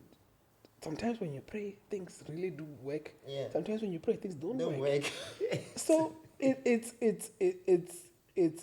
very tricky. But life is very spiritual because things like emotions, that we were talking about emotions, that you can say that someone is your friend, but you can't really see the emotions because the emotion part of life is very spiritual. Yeah. If you just walk, that's why the conversation of LGBTQ, it's really going into a very spiritual territory, because if you just take it as a physical conversation, no, because remember now each and every child who is born, spiritually they are being kept. Yes. Because the gender, who decided? That's why I'm saying that the life of a person is just mysterious. Yes. We don't know the conceiving part. Yeah. Only when the woman says that, okay, because there's no technology that tells us, okay, now your stomach is taking the vitamin, taking to the brain or whatever. We don't know, but we just know that science tells us does that. So that's why when you eat certain things, you react in a certain way. So the gender, it's not known up until a certain time. Yeah. The child, when they comes out, the character, you don't know the character up until what? A certain time. You're like, oh, okay, this one is going to be like this. Oh, this one likes reading. Oh, wow. Oh, this one is actually obedient. And you're like, oh, no, this one is a hothead. Yeah. This is what is going to be a problem. And you understand what I mean? And all this stuff is literally the unfolding of life. I once wrote a poem, and I said we're not allowed to see the bigger picture. Because something that I thought of is everything always makes sense in hindsight. Everything. Like it won't make sense when you're in the present. Yeah. It makes sense in the hindsight. You're like, oh, I understand why she left. It was not gonna work. It was just not gonna work. Yeah, 100%. And sometimes you will get a feeling of being happy, and sometimes you get a feeling of saying that I messed up. Yeah, I messed up. Yeah. No, definitely right. I can add on to that, saying, especially speaking about my experiences with female. I can understand why the females I've dated left, and it's like you sit down and you reconcile. You're like, okay, what happened in that relationship? Sure. What happened, and you kind of diagnosed the relationship thoroughly and look at what you did, what you put to the table. True. And then look at what that individual put to the table. And look at the difference of how far did each of us really care for each other. Right? And then why things ended the way things ended. Yeah, and it makes sense. And it makes now. sense. Yeah. Now it makes sense. But then it didn't make sense. But now things like really do True. make sense. And True. actually, you're 100% right. In Yeah. hindsight, Everything makes sense in hindsight. The friends that you chose. That's why I said that things like peer pressure. I realized no, this is nonsense. and even how I'm acting up right now, I could like probably in the next 10 years I'll be like, man, yeah, I should have lived a better. I should have made a better decision maybe on something. So I guess the best thing that we can do is try reading. I know you're a very good and you read a lot. not so much. I listen a lot now. You got me into the listening crew. No. Is it me or you? No, I think we got each other. no. I think I found out that you were also listening. Yes. Yeah. So it's funny how we have like similar interests from playing games. We played PlayStation. And we stopped. We stopped. We're waiting for PlayStation 5. Amen. Amen. Yeah. So I mean, listening to books. That's a thing that I do as well. And I think it has revolutionized my perspective bigly. Yeah, I think it's also made it easier to grow, to learn. So for me, in my point of True. I think I've grown up. I think I think you won't even believe. I grew up thinking that I had a learning problem. Like, actually, my mom thought I had a learning problem. She took me to, what do you call it? There's the slow learner. Yeah, slow learner schools. Yeah, she did, dog. So I'm not laughing. She did, because I think I had a problem with, what do you call the syndrome where when you read something, you flip things around? Oh, man. This comedian said he had it. I forgot it. Yeah, that one. But I know what the one is. Yeah, so I had I still have it. Sometimes when I'm typing something, and when I read it, I'll type it right, correct. But when you ask me about the same thing and I read it out to you, I might switch out the A to a 1. I might switch it around without me myself picking it up, unless the person tells me, no, you swap them around. Sure. Yeah. So at that point when I was still young, my mom thought it was a big problem. And then I needed to go and actually get tested. And they tested me and they said, no, he's actually fine. He's actually fine. He's just maybe a little bit slow, but he'll be fine. Yeah. In terms of like learning. So I feel like listening to books specifically, actually, you know what nowadays I do? I'm even getting to a point I'm listening to everything. Like, even when I'll work and then I want to read the news. So I have this application, it converts everything that's written down and it reads it for you. Nice. Yeah, so what is it? Is it an app? Yeah, it's an app on your phone. So you just put in the website's name, like News 24. Sure. And then it will read everything that's written down in News 24. Does it read like a robot? Yeah. Let me give you, while we're still online. Yeah, sure. While we're still on the podcast, give you a sample of how it reads. Yeah, I also liked doing that, but I just didn't like the voice of. I probably might have improved, but yes, somewhere. I was like, this robotic voice, I don't like it. Yeah, let me see. Hypertext Transfer Protocol Secure is an extension of the Hypertext Transfer Protocol. It is used for secure communication over a computer network and is widely used on the internet. In HTTPS, the communication protocol is encrypted using transport layer security, or, formally, secure sockets layer. What do you think? Wow, that's an improvement. Isn't it? Yeah, that was an improvement from what I used to. Yeah, because I think the one was, it had a lag. Yeah. It's like it was thinking of it, what to say next. It was There was like okay. a small leg. Yeah. So it was a drag to listen to. Yeah, I'll send you this. Yeah, I think that would be nice. It's called I've- T2S. T2S. Yeah, Yeah, T2S. that would be nice. Text to speech. Text to speech, nice. I think I like it. I like it a lot. There's a book that I need to read, and then I only have a PDF for it. Yeah. And yeah, reading for me now Well after done. listening, it's very hard. It's very hard. For me, it takes time, especially if you're a slow reader. Sure, Yeah, sure. it takes a lot of time. So imagine like I know I'm a slow reader, so just listening to things becomes meta. And even if I didn't catch it the first listen, if I listen to it again, I'll catch it. You're gonna catch it, yeah. Did you do that thing of speeding it up? Yeah. Does it Times make- two, yes, yeah. it does. It does. Right? You Yeah. need to get used to it. The first First thing it becomes it's uncomfortable, yeah. But Yeah. you get used to it, and you start realizing. Actually, you got me on this thing. I started realizing that people are talking too slow sometimes. Get to the point, like fast forward. Exactly. Speed up. I was so happy. I do it a lot, even with like small YouTube Yeah, videos. yeah. I see it 7 minutes there. I'm like, I can clock this in 3 minutes because all the information you can literally just Yeah. get. Because I there's something funny that it has done to me though. Every time I listen to people, sometimes I feel like they are slow.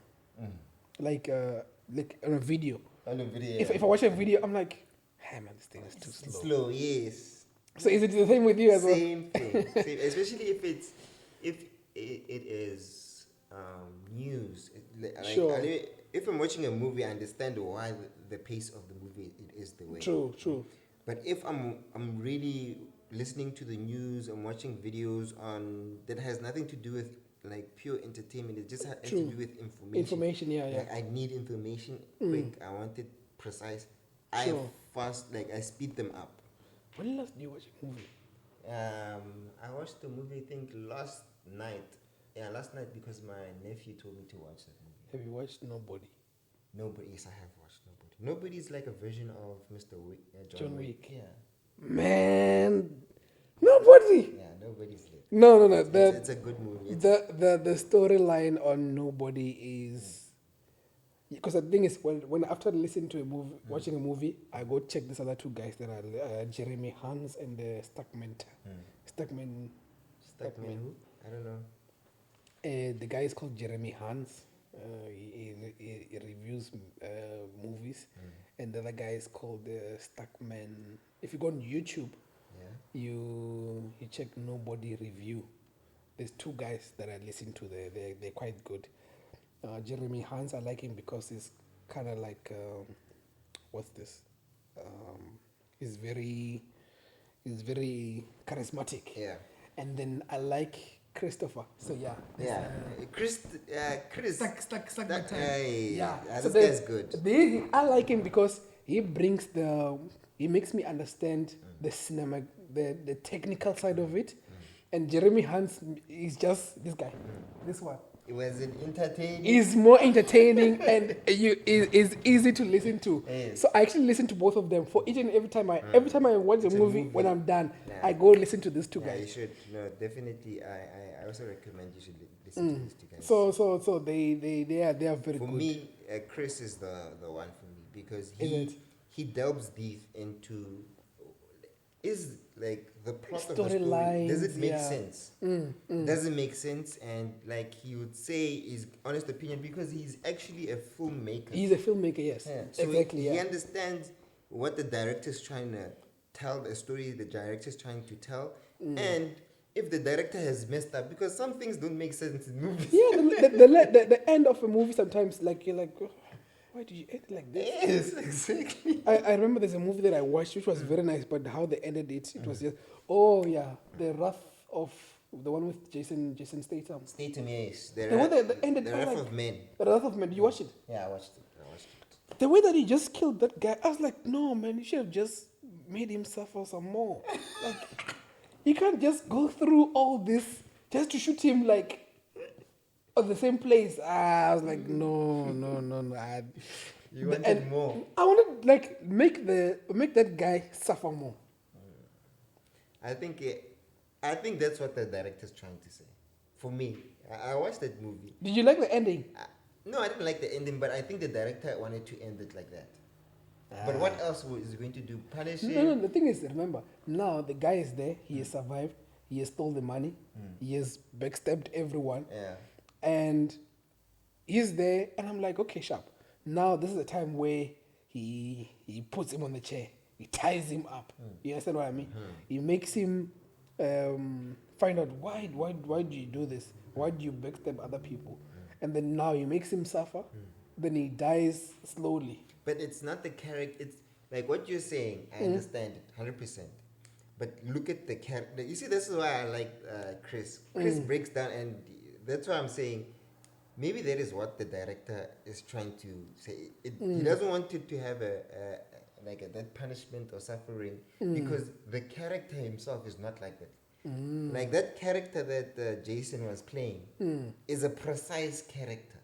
He does things precise. If I'm saying he's going to kill precise. He does every action precise. If he should, you understand?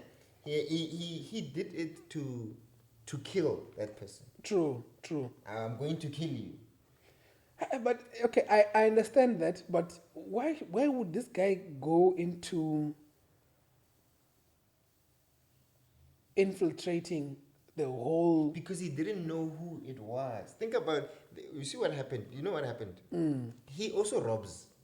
He himself. He's also a crook. Yeah, he's a he crook. also Yeah. robs thingy. That's why he went there. He was also scouting to check if there's a van that they can rob. Or no, one of his friends called him and told him, please go It's a check. job, yeah.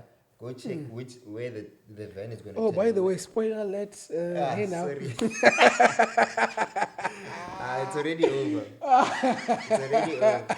So Sure. he was told that just check if the van is going to turn left or right. That's all we need to know. That's the final information, the puzzle to solve, and then we'll hit that van. Sure. Kandi, there's already a job that's already on that van that Sure, they were going to hit. No? And his kid, he parked his car next to that job. So now, unfortunately, they kill his son, ne? And they shoot him. They're thinking that he's also dead. Ne? And now you remember the part that tells you, gives you the answer to the question. The part that he wakes up in hospital, and he asks his boys, because he's the boss. He asks his boys, who did it? Who did it? And they said, boss, we asked everybody. We killed we went to the Chinese, we went to the we went to the Mexican, we asked everybody All the who know mafias, yeah. who's in this game of robbing. Nobody knows anything. And then they tell the story of the ex-military guys. Yeah. Well, but in terms of how the movie was directed, it was very good. I was just not happy without the ending. I was like, and I understood because I think even both Chris and Jeremy they were not happy with the ending. The ending, yes, it resonates with the character, but man. You personally, you feel like that guy deserves more punishment. No, the guy was an ass. Yes. The guy was an ass, and I was like, no. This guy has to have a worse ending. He has a worse ending for what he does. Let him get what he deserves. But because of that, I remember the movie. Yeah. Like because of that bad ending, Yeah. I remember the movie. So actually, everyone can actually say that was a bad ending. Yeah, but I think nobody is a very good movie. It's man. a good movie. It's a good movie. I would suggest if you're out there and you like action, Nobody's your movie because action packed. Wow. Action packed. It's just so. And it's a role that fits Jason. It's that guy from Better Call Saul. Who? Nobody. No, no. You're talking about Nobody. I'm talking about no. I was talking about Randy. No, but for that one, it does suit him. It does suit him, and him acting in America. Yeah, and no, all this stuff. but like nobody is like like if let's do a comparison. You've watched Nobody Yeah. and John Wick. Which one is better? No, nobody. I like how. Unfortunately, I get this. I know this is not my thoughts. I got the actual jargon from these guys that I listen to. So, which is nobody has really a better build up of character. Yeah. Because John Wick, yes, indeed. John Wick is just very good. There's no build up. Okay. But with this guy, he was more realistic. He received some few punches and all those stuff. But with Nobody, it was a nice build up of a story. No, but why? You see now, it was smart for the way they made the first John Wick. Even when the movie ended, there was so much mystery towards John Wick because you still don't know John Wick. Oh, I see. I see. The story is told about John Wick in the follow-ups movies. Oh yes, because it's a build up because there's always new people who are being introduced Yes, and they they're tell coming. the story Oh, so the build up is longer compared to the one for this guy. Yes. Ah, now I get. That's why you. for me, I still think John Wick was a better movie, better thought out, because they were not just thinking of saying John Wick is going to be a one movie hit, it's done, whatever. So right now, I can ask the question of, okay, in Nobody, what do you think is going to happen in part 2? Should they make a part 2? Yeah, I think they What can. are they going to say? I think they can afford to get a part 2 because if you check Nobody, right, it's now the layers to what John Wick was. Remember John Wick killed someone, and then now in 2 they bring the uncles. Then he deals with the uncles, and then in 3 now they bring the mafias who actually control the other smaller mafias. So they can literally just use this because literally if you look at it, the template is like the same as John Wick. Yeah, but wait. Wait. How did Nobody end then? Nobody ends with the guy getting a call. We don't know who called them, and it ends. Did you watch over the credits? Yes. Did you get the last part? I didn't watch the last part. There's a part at the end. Okay, I'll watch that. Let me not. I don't know. No, spoil it. It's fine. We must spoil it for them, eh? I forgot you're doing a podcast. Because I think someone would like, hey man, I want to watch the movie. I forgot. We are very sorry, guys. But for me, okay. From the time you start hearing about Nobody, please, please just stop the podcast, watch the movie, and then continue. With the podcast. Definitely. The reason why I'm saying John Wick is a better thought out, it is because everything that happened in John Wick had a layer of mystery. Yeah, true. Everything, like when he went to the hotel and when he broke the floor and then he took out gold, and you ask yourself, can't the bila what does this nigga do? Sure. Right? Fine, he takes out that gold. Now he goes to the hotel. He pays the gold. People pay differently. He doesn't take out money. He pays with the gold. Immediately the guy recognizes, hey, Mr. John Wick, welcome back. And then you're like, how? This guy knows him. Can't they? True. What is this guy? Now you find out that, he's an assassin. He's an old assassin, Baba Yaga. But everybody's afraid of him. They used to call him back in the day to kill people. Fine, True. we know that part. Now we start realizing that actually it's not just him. It's a whole world full of assassins. Yes. It's a whole environment full of assassins. That now it's like it gave us a universe. True. That's what I liked about John Wick. When I compare it to Nobody didn't give us a universe. It gave us that he comes from he's military.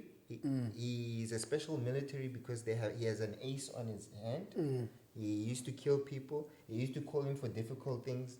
But it didn't give us an environment. It didn't give us... I think it didn't delve into the environment. But Yes. if you check, there were people like the Baba, whatever. The barber. Go see the barber. Oh yeah, go, and then he goes to the. No. With the time when he said they go see the barber, Yeah. and he says, meets that black guy. Oh yes. That's the world. Oh yes, I understand. The guy who he's talking to over the radio type Yeah. of thing. No, that's his brother, his black brother. Is it? Yeah, that's Yeah. the black brother who comes at the end. Oh, yeah. So you see that's another world. Because now there's a layer of, okay, so what did his dad do? Do is yeah. Because now I'm like, it's just badass, but hey, man. Yeah, but I So- think the dad should have died. I thought he was gonna die as well. Because I feel like, but it seems like they, Someone should have died there. yeah. I think, Well, that's the reason why I like thingy. I like that thing. I like John Wick because the wife died, and you killed something the wife left over for. Obviously, you're going to die. This man is an assassin. I think the dad could have died, but I understood why he didn't die. In the next one probably is gonna be quite lit. I think the next one is really going to be lit, but I just don't know the way to escalate it. They're just gonna show more details of what he did Yeah. because they didn't really reveal much what Yeah, he they did. didn't reveal They much. just gave us snippets. showed- So I think they're nice- using different. They're just doing And they like showed- parallel to what yeah. he's doing, just changing it a little bit, and I think Yeah. it's nice that way. But I really enjoyed it. I think I always rate movies because when I watch movies, I always rate them. Guess how much I gave it out of 10? 9.1. Damn. Every time I watch I a can't movie, give it a 9. I gave it a 9. I can't give it a 9 because the reason why I can't give it a 9 is because they already had a template. Oh, I see. I cannot give you a 9 if you. John Wick was like, The what? first of its kind, yeah. Ow. Yeah. Like John Wick, the brutal fighting, the gun kata, the way he was using it, like okay, even for John Wick, the gun fighting is not the first time I saw it. I actually saw it in a movie, an old action movie. Please watch that movie. That movie is great. Which one? Equilibrium. I think I One watched of- with let me just hold on, with this black dude. Wait. Denzel. Not the equilibrium. Sorry.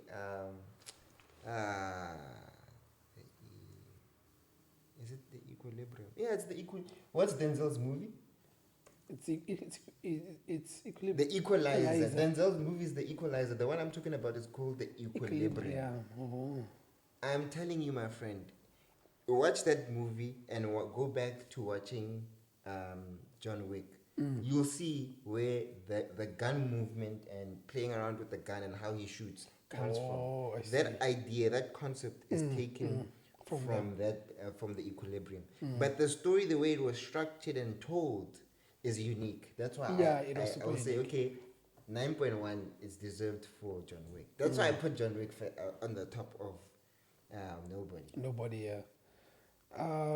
I think maybe my if we were to go story by story, the first Equilibrium was the first Nobody. Sorry, was build up to John Wick's story. It's like they improved it. Yeah. Improved. Boys. Yeah, I'm like the first story, both stories, ne? They put more mystery in our is it antagonist. I know. I don't think they put more mystery. I felt like they put more relatability.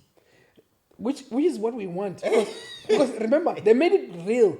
Because Yes. John Wick is just a very good guy. He struggles. He struggles, but he comes out. No, John Wick is not a good guy. That's what I like. Moose, the reason why I like John Wick is not a good guy. When you watch, like, think about the movie. He's an assassin. He kills people. He used to kill people for the mafia, for that whole organization. Sure. For a living. And then he told them, you know what? I'm retiring Sure. from killing people. I found the love of my life. And he started to live good. It doesn't necessarily he's a good guy. He's never been a good guy. He was a good guy when he had his wife. Wife died, they killed his dog, and he's like, you know what? These people that I've worked for so long, turn on me, I'm going to kill them. So, but you see now, this is what makes nobody just gives it a bit of an edge. Yeah. With John Wick, they don't give us why he stopped.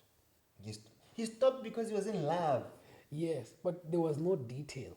Yeah, there was no detail. But you see, with nobody, Yes. they gave us detail, Detail, because they gave this background story of another guy, Yes. and then they bring it back to yes. this guy. That's what I'm saying. So that's what I'm saying. That literally for me, I feel like nobody was literally. They were just building a better layer to John Wick. Yes. And I think He's probably more relatable, yeah, you're right. he's more. And I think that's what relatable. we like, because the guy is a family man, and he is.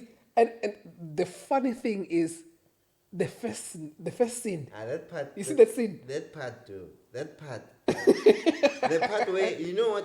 Nah, it really struck a chord with me. Yeah. And I don't want to put anyone in offense, all the females. Don't Sure. take it wrong. There's a part in the movie. Yeah. Where the robber comes in. Sure. And he sees the robber, and he already analyzed the situation that these guys, they're robbing because they might be hungry or something. Like the way it is, it's wrong. Something is wrong. He realized that he could kill them. He could beat them easily, put it down. But he didn't want to put his family at risk. And he doesn't do any action. The son jumps on the bad guy, tries to fight the bad guy. He tells the son, stop it, leave him alone. Sure. Picks up the gun, and the police come, they all run away. He analyzed the situation and tried to make the best out of that situation, taking into consideration the family. Yeah? The part that ticked me off is when the wife thought, I have a useless husband. Oh, was- I see. Yeah, I think, yeah. Why didn't, like, to an extent, you should watch the next morning after that thing happened. Sure. Look at how the wife treats him. And it's as if she's trying to say, we're not useless. Kanto, why didn't you fight those men? What didn't you do something? Because now the problem is the son is the one who's the father of the house.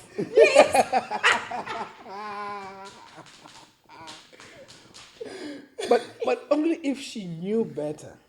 Yeah. Only if she knew better is because it seems like those guys, they had a history. They didn't really delve too much in terms of. Yeah, because he said there was a time when he said, I miss you, like the good old days, Yes, whatever. the good old But days. it didn't really. That's why I said that those guys, they give you information, but they're not really giving That is too what much pissed information. me off. Like, and that's what didn't make sense in the movie. If you know your husband has a violent history, if you know your husband is a pure killer, if you wanted to, you could have killed them easily. Yeah. Why did you get angry at him the next morning? No, the thing is, they didn't tell us that information up until later in the movie. No, later on you find out that the wife knew everything since the beginning. Then the question you should ask yourself, Moose, is why did the wife get angry if she knows? Probably she's thinking, how do you allow them to just slide by without protecting your family?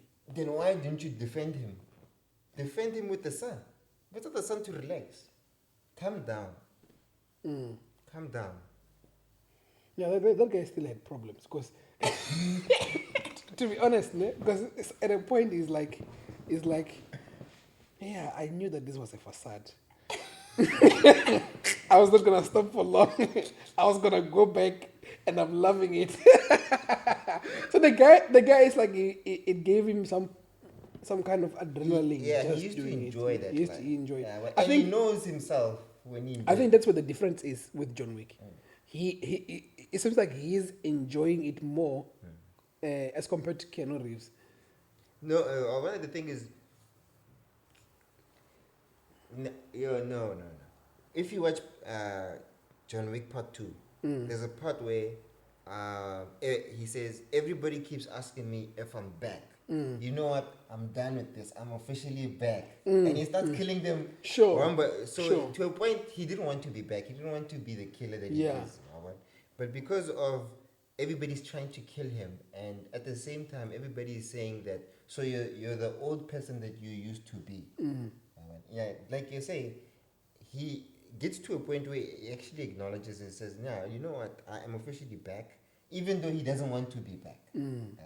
All he wants is peace and quiet. But because he killed that first boss in the first time, he triggered a domino effect that affects the whole ecosystem. Yeah. So he caused his own problems by killing. But what we like, if I was an assassin and the son of the boss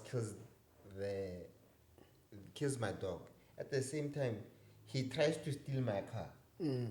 No, you must be. It doesn't matter if you're the son of the boss. I'm an assassin. I'm higher. It's not my fault when as the son you didn't know who I am. You don't know what Your father should have told you stories back then, or hey, you're messing with the wrong person. If you see this man anywhere in your life, Baba Yaga. if you see him, run. Yeah. Only later, when the son is fucked up, he starts telling him the story of, you know what, you've messed up here. We used to, and it's not like the son is not into the drug life. He knows everything about the drug life. True. Why didn't they tell him about the assassin?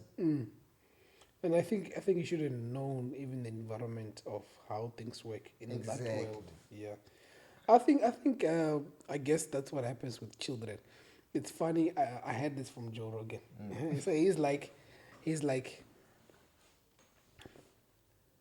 weak, strong men produce weak men.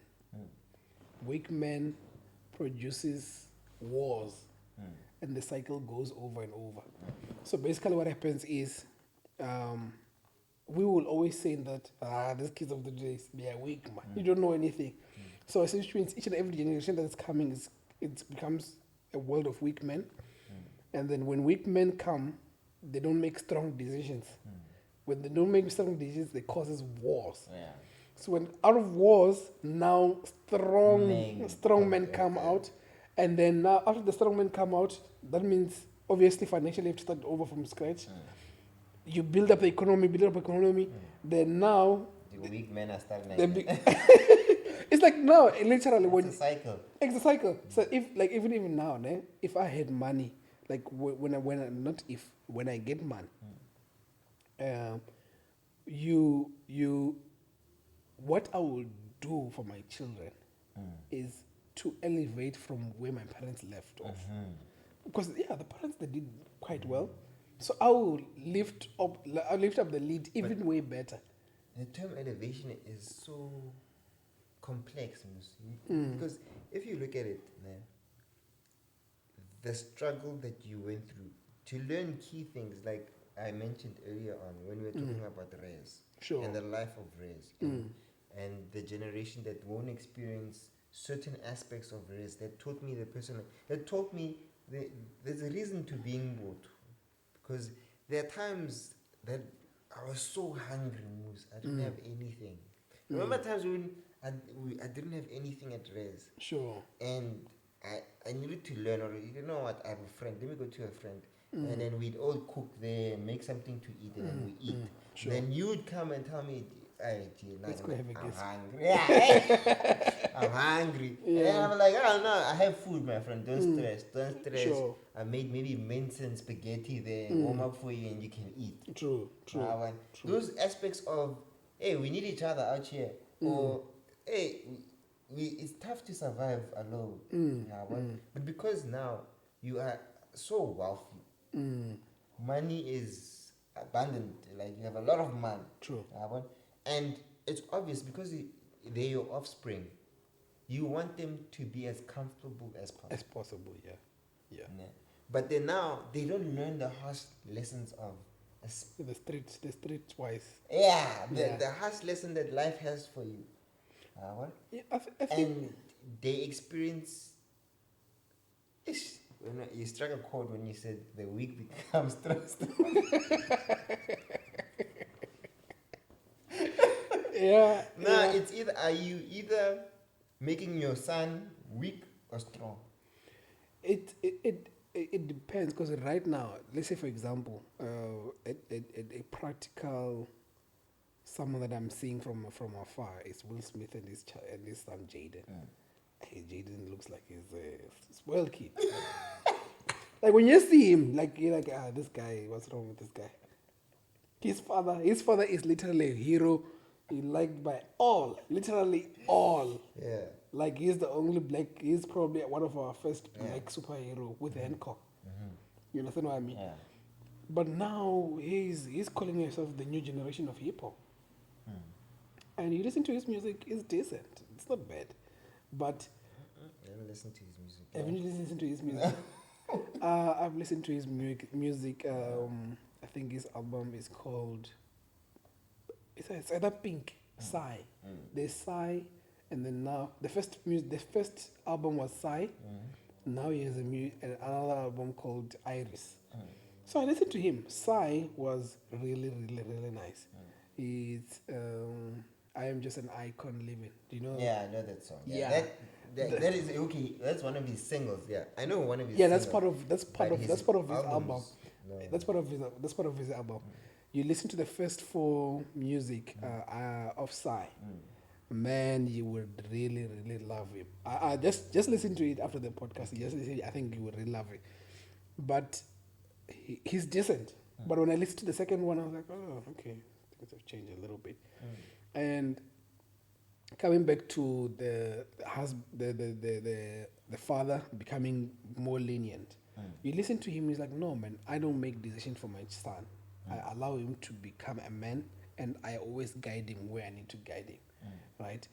And I think that's where life is actually going, because with us, we grow up as men who, quote unquote, absent fathers. South Africa has a problem with fathers, just general. So either the guy is having another wife, another guy is doing that. It's just a lot of and under the layer in terms of fathers. And I mean, like, it's not everyone. Yeah, it's not everyone.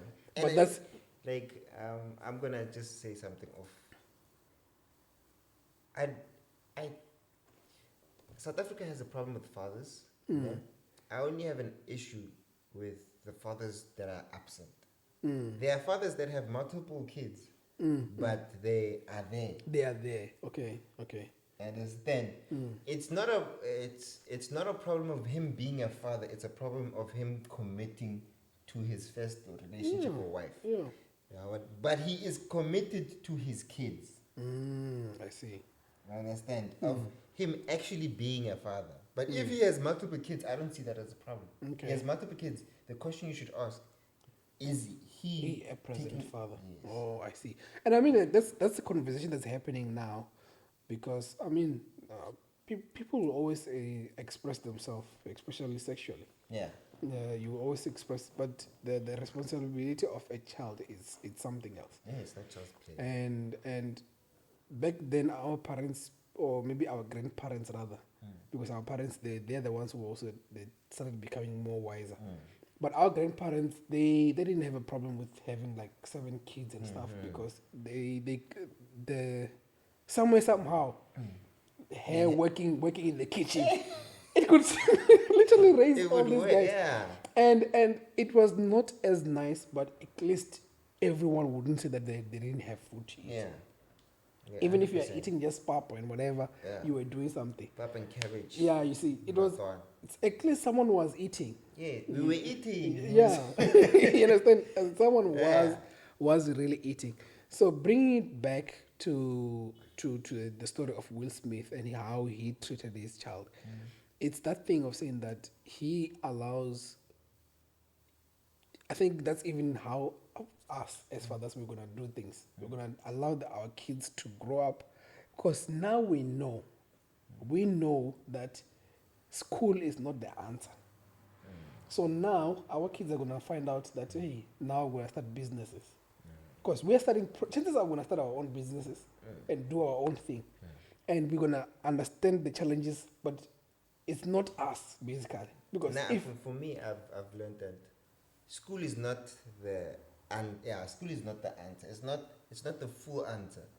True. But you need school. You need school. True. You need school, but there are certain aspects that you need to teach your child. If, for example, if my mom has taught me financial education while we were small, taught me about taxes while I was small, taught me about investments while I was small, taught me about looking into the future. Don't just spend money when you get money. Taught me about all these small aspects about actually living, because that is not taught. It's not. There's no school of being a human being. I think chances are that was nice to see in one of his lines that he didn't go to school of being a human. Yeah, there's no school for being a human. Working the system. Sure. Being taught about how the system actually works. I only learned how the system works when I was in varsity. I did my internship. I'm getting that money. Then I realized, no, there's something called back tax. If my mom told me while I was she was telling me that, hey, when are you going to pay me back? It's black families. Black families will always tell their kids, when you must pay me back. True. It's like when they took me to school, every single month they were paying school fees. They were saying, "Well, I won't Exactly. But yeah, it's if we could pass that information down, it will make our lives as blacks much more easier. Yeah, definitely. Our life, and that's why I'm saying that now, literally, how we're gonna father our children is, chances are most of us in our age, the 90s, it's like we're testing the waters. You're putting your feet like, hey, should I go into business? Hey, I don't know, man. Because the thing is, we have lived that thing of the 9 to 5. We know the 9 to 5.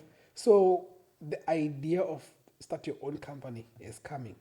So we are not as free. So it's like how our parents were.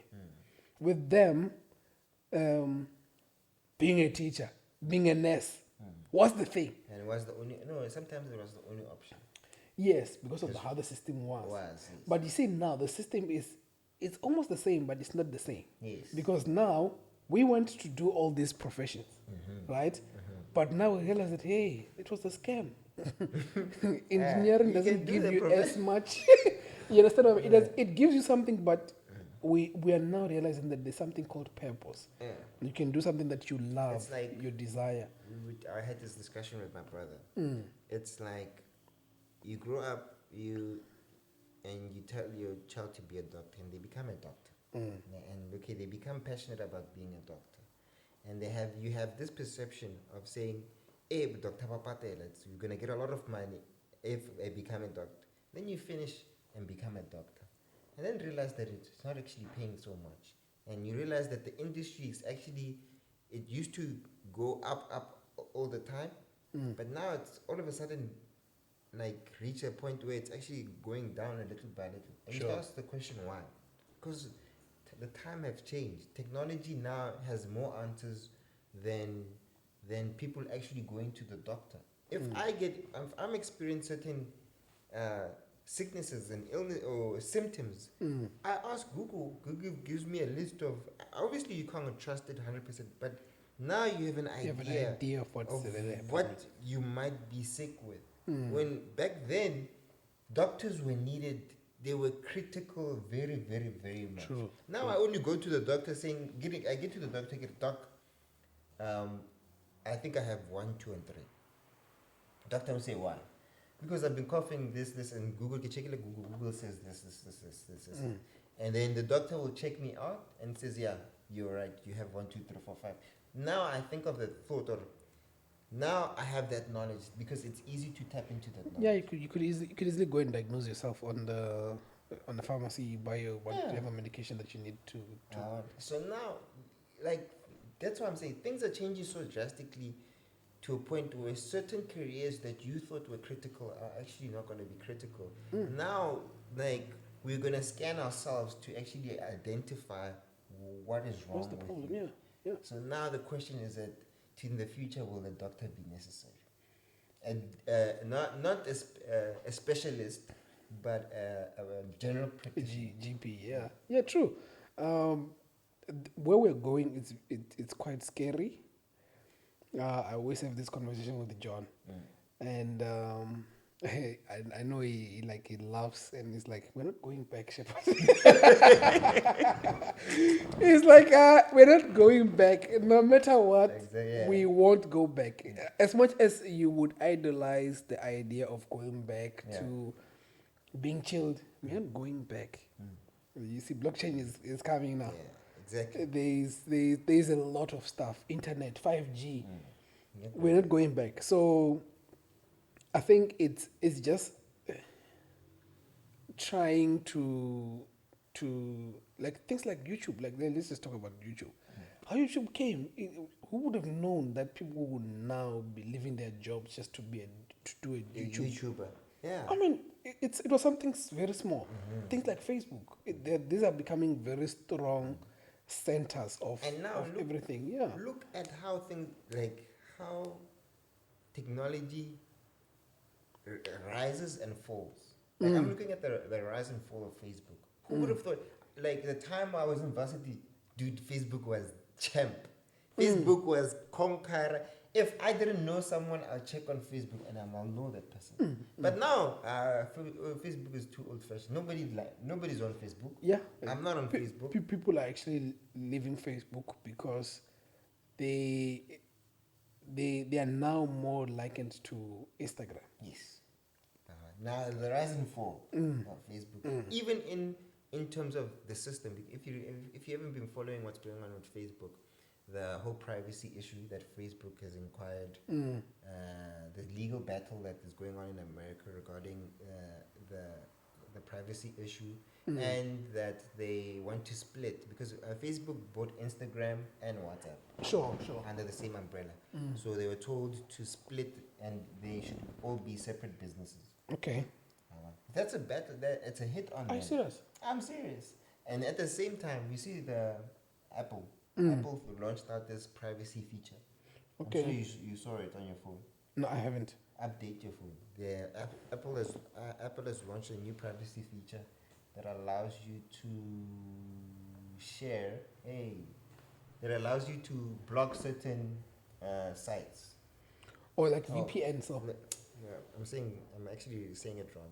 It allows you to block information that you are sharing between your apps. So, for example, your location. Oh, So I that see. Facebook doesn't know constantly every single time where you are. Oh, I see. You can block you can block what other information, tracking information. It's like as well. cookies. Yeah, cookies. Like you can block that information.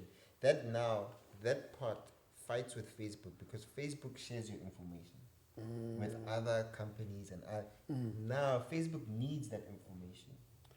That's why to support the company. Yeah. That's why the two companies, Apple and Facebook, are on and more.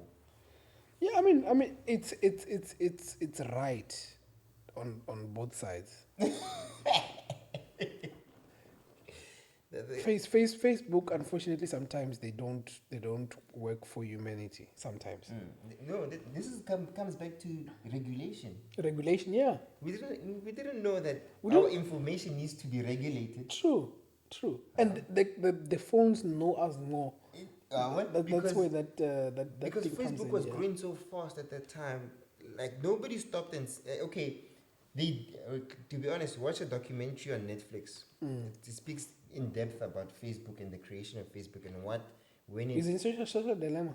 social Yeah. media. I think there's a time where They knew what they were doing, sharing our information with advertising and stuff and selling it back to them and make it profit. Sure. They realized that this is wrong. Yeah. But because it was so profitable, who stopped? And there's no regulation that's saying you should stop. Regulators at the time, nobody stopped and said, "Hey, wait a second, this is wrong." Sure. See that? So going back to regulation, my friend, everything needs to be regulated. The technology is there. The technology can be used for good and bad, but if we have regulation, everything becomes better. And I think the challenge now is you see it now with governments. They're like, we don't know how to deal with this because it's a new thing. They're like, because they haven't been there. Yes. And unfortunately, if America does something, most of the time, we're just gonna blindly follow. True, because the technology, like now I always ask the question, where did it come from? You see the issue is that Bitcoin, we don't know where Bitcoin comes from. We don't know the creator of Bitcoin. Are you serious? Is it the same thing? Nobody knows the creator of Bitcoin, and Bitcoin is the first coin to be created. Nobody. No one has claimed. Yeah, it's some Chinese name that they saying that they combined the letters to form that name, but that person doesn't exist. We don't know that person. Nobody knows who created it. So now the question is, what people are saying, that the rumor that's out there saying that actually the government created it, put it out there to see if it will work, and it worked. It works. Now the problem is that taking that solution and regulating. Oh, That's what they say. So which means, but I think it becomes a bit. It could be right. So which means there's some people who were working on the project who outsourced the information, because I think that's the tech war with governments. Governments just want to have so much leverage on other governments and people. They do, but It's like China. China, literally, those guys are working so hard to become a superpower. They already are, dude. No, I don't know. But I mean, in terms of, because you see right now, we know that they are, but they're not at a point China where. is a superpower, my friend. China controls Africa. China is everywhere. No, but the thing is, remember now, we already know about the Americans. We know the power that the Americans have. With China, we know that it's there, but we have not felt them flexing it. Moose, every time China is building a building for us, we're feeling them flex it. Every time China borrows us 10 billion rand and we have to pay them back 100 billion, we feel them flexing. But the thing is, right now, it still feels like how Americans were doing it before. No. Because remember, the Americans, what they did the same thing with other countries. The problem with America is popular. That's something that we can't feel it, the Chinese. Yeah. To a point, that's why the Chinese, the moment when they start talking, because right now, even they have affected the graphs of cryptocurrency going down, because they said that no, we're not going to recognize this nonsense. But they don't shut it down. They still buy. Yeah, but the thing is, them saying that we don't recognize it. It hits a blow. It's a blow. So you see that's them now flexing. Yeah. So the Americans have been flexing ever since we were born, up until now. Those guys have been flexing. They're like, hey, you know that when the Americans were there, I know it's trouble. But if you do your research properly, China is the fastest country to catch up to America in terms of money, in terms of wealth. True. It's even higher now. I think it's higher now. Yeah, I wouldn't be surprised if they are It's higher. higher now. So China has the most million or billionaires. One of them, I might be corrected. Most millionaires or billionaires. One of the two. So, for me, I look at it and say China has been flexing on everything. Like from the minute everything started to be made in China, that is a flex that America was afraid of. They themselves say, go to China, say, hey, please build us 1, 2, 3, 4, 5, and then they ship it back. They don't understand. Like they were trapped in that bubble, but now things are changing. Apple. Most of the components were built in China. Apple realized that this China business is killing me. Because the labor costs went up. Yeah. So now they pulled out. They're trying to pull out some of the things they can't develop. You see, China is so strong that a certain type of screen can only be developed by them. You have to go and buy it to them. This is the screen. This LCD screen is made by Samsung. Samsung is the leader. Sure. Leading. If they want that specific type of screen, they must go to Samsung. Do you see what China did to Jack Ma? Did you hear the story? Yeah. you see that's now when I'm saying that now China is flexing their muscles. Yeah, no. They are really flexing their muscles, Yeah. and I mean it's some of the things that they're doing for our fellow Africans that are out there is not nice, especially during the COVID-19. They were really not being nice. You At see all. what I've realized? China. Don't mess with China. China is it's like that kid who is in the corner, very quiet, very quiet, ne? And he schemes. He's very good at scheming, ne? And you mustn't disturb him because it's a it's a fight that you won't win. Yes, there's those small kids who are quiet, but you know that this guy is a very strong character, and then if you try to fight him, everyone was tried fighting this guy. It's gonna get an unexpected nobody. That's when nobody comes.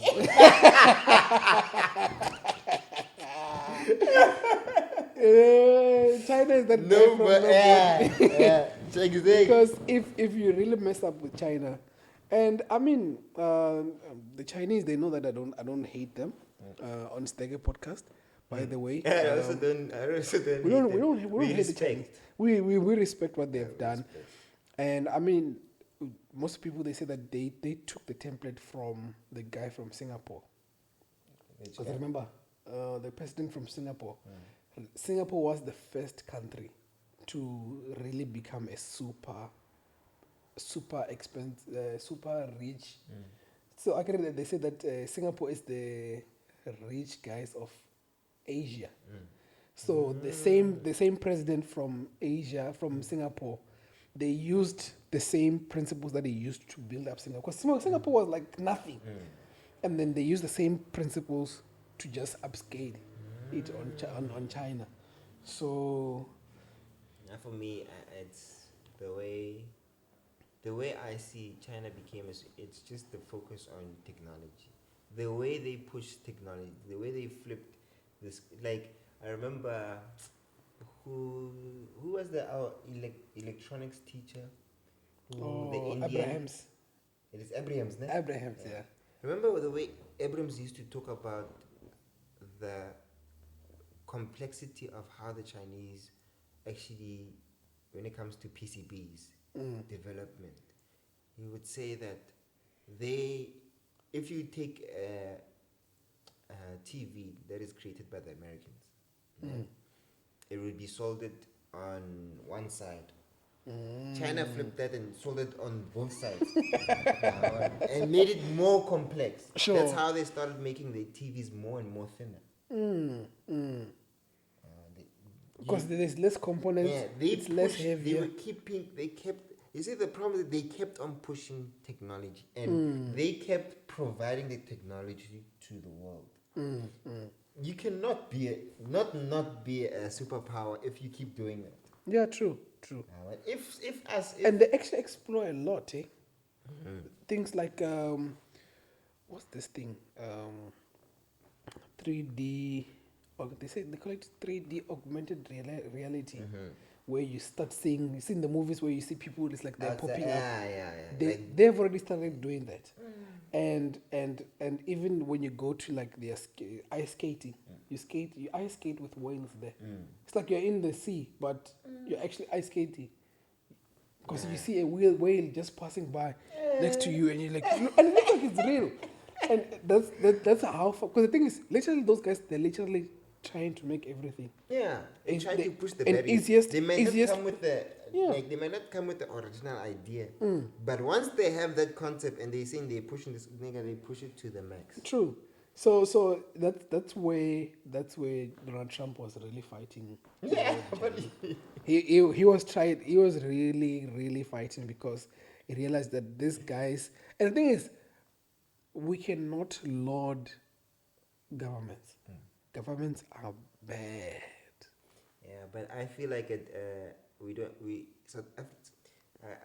like a lot of people might take what I'm saying the wrong way, but honestly, democracy didn't do good for South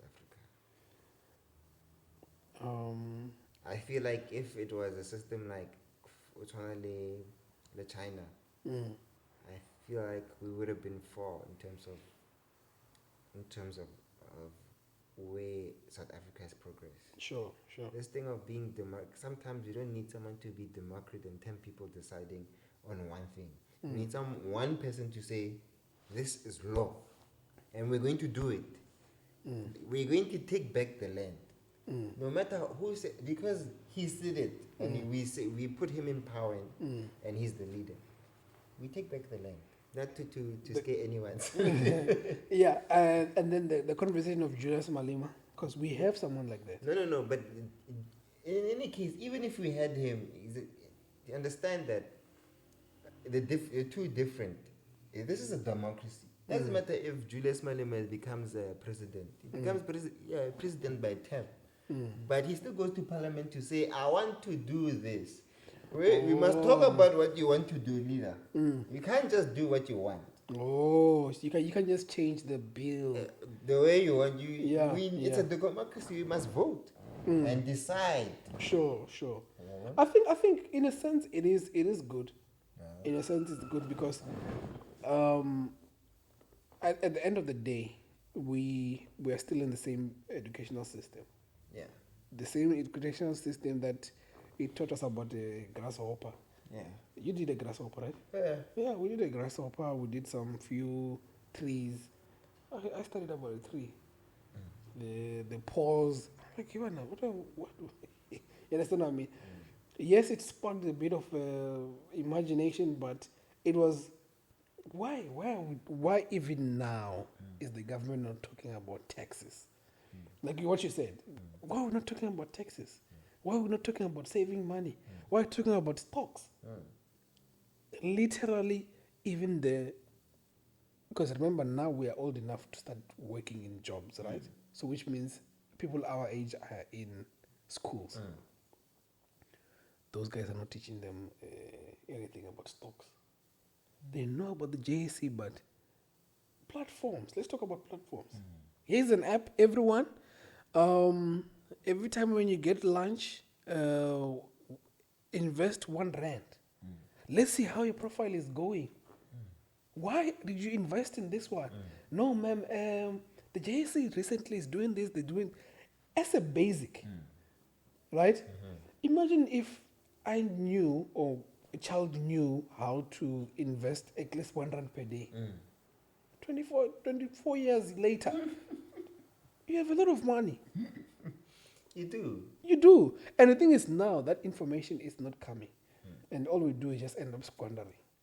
So it's quite a lot. It's quite a lot also that we have this educational system that's changing the textbooks into tablets, and we think that we are making. Is it changing, Moose? No, they're actually changing, but they just adding technology, but they're not changing the content. They're adding. They're giving like learners tablets. They're giving learners laptops. Yeah. So the kids are still learning about the grasshopper, but just but it's not changing. I'm saying that it's changing in terms of technology. The technology, but not the content. Yes. So the content is not changing because now that's why I said that these are weaker men. Because history is still there. One of the problems that I have a lot of issues. We're still learning the history of Jan van Riebeeck. Yeah. Am I using that history? Unfortunately, this is a quote that I had. They said, "Unfortunately, history is written by the victors." 100%. Well, the question I ask you now: am I using that history? No, it depends on what do you mean by that. That information, am I using it? Do I use the bio Jan van Riebeeck? I don't use that. If I wanted to know it personally, I could have Googled it. That's how things have changed to a point. Oh, you mean in terms of that? Okay. This is, Sure. I don't need. It does not need to be taught in school. Sure. Literally, because now it being taught in school is just a reminder that we come from apartheid and the whites used to dominated the blacks. and then they put it in a nice way. You know what? I remember. Hey, shall we tell you a story, my friend? Sure. So I'm in high school, grade 10 or 11. Sure. Yeah. So what happens is that we had a movie day, okay? And they gave us 3 movies, and we like, okay, it's fine. We want to watch Sarafina. Okay. Yeah. This was a bit. It was the teachers. Yeah, most of the teachers were white. Yeah, most of the teachers were white. The one who was in my classroom that day was an Afrikaner lady, and she used to teach Afrikaans. Fine. Charlton Force. That's the high school I went to. And then what happened was the day we played that movie. There's this. When you're in high school, and when you're in history, or you're doing history.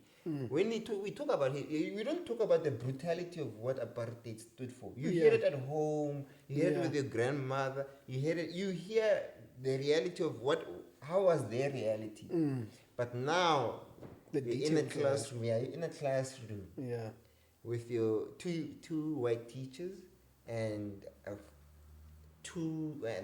there were no white kids. It was just a whole classroom full of black kids. We're watching what is happening. There's a scene where they drop a lady off the roof of the prison, saying she fell or something like that. And the classroom was angry. It was angry. The white lady is like, she fell. Nobody said anything. We just heard. Look what the hell is going on.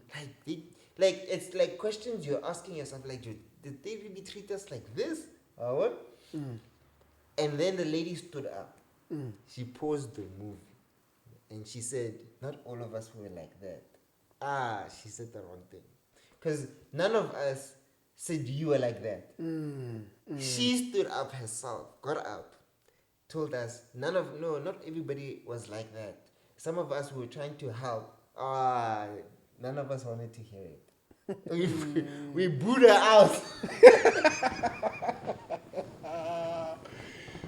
Yeah, it is a painful, and I will add evil. Yeah. It's a very painful and a evil way of. I mean, like, and you'll be shocked. Even black people at the highest level of prosperity, or Tiger Woods, or Pogba, Evra, that thing is still there. Yes. And it's a really sad reality, and we are trying to be woke, but the work has been done. Yeah. To undo it, we have to have some certain information. We have to act in a certain way, because it's funny how it's like black people all over, they act the same. It's like they love corruption. And I'm like, it's not, and I'm not even trying to be condescending or trying to be somehow. This is just how we are. No, but Mus, don't say we love corruption. We don't have Mus. No, that's what, no, I understand. I know where the conversation can easily go, right?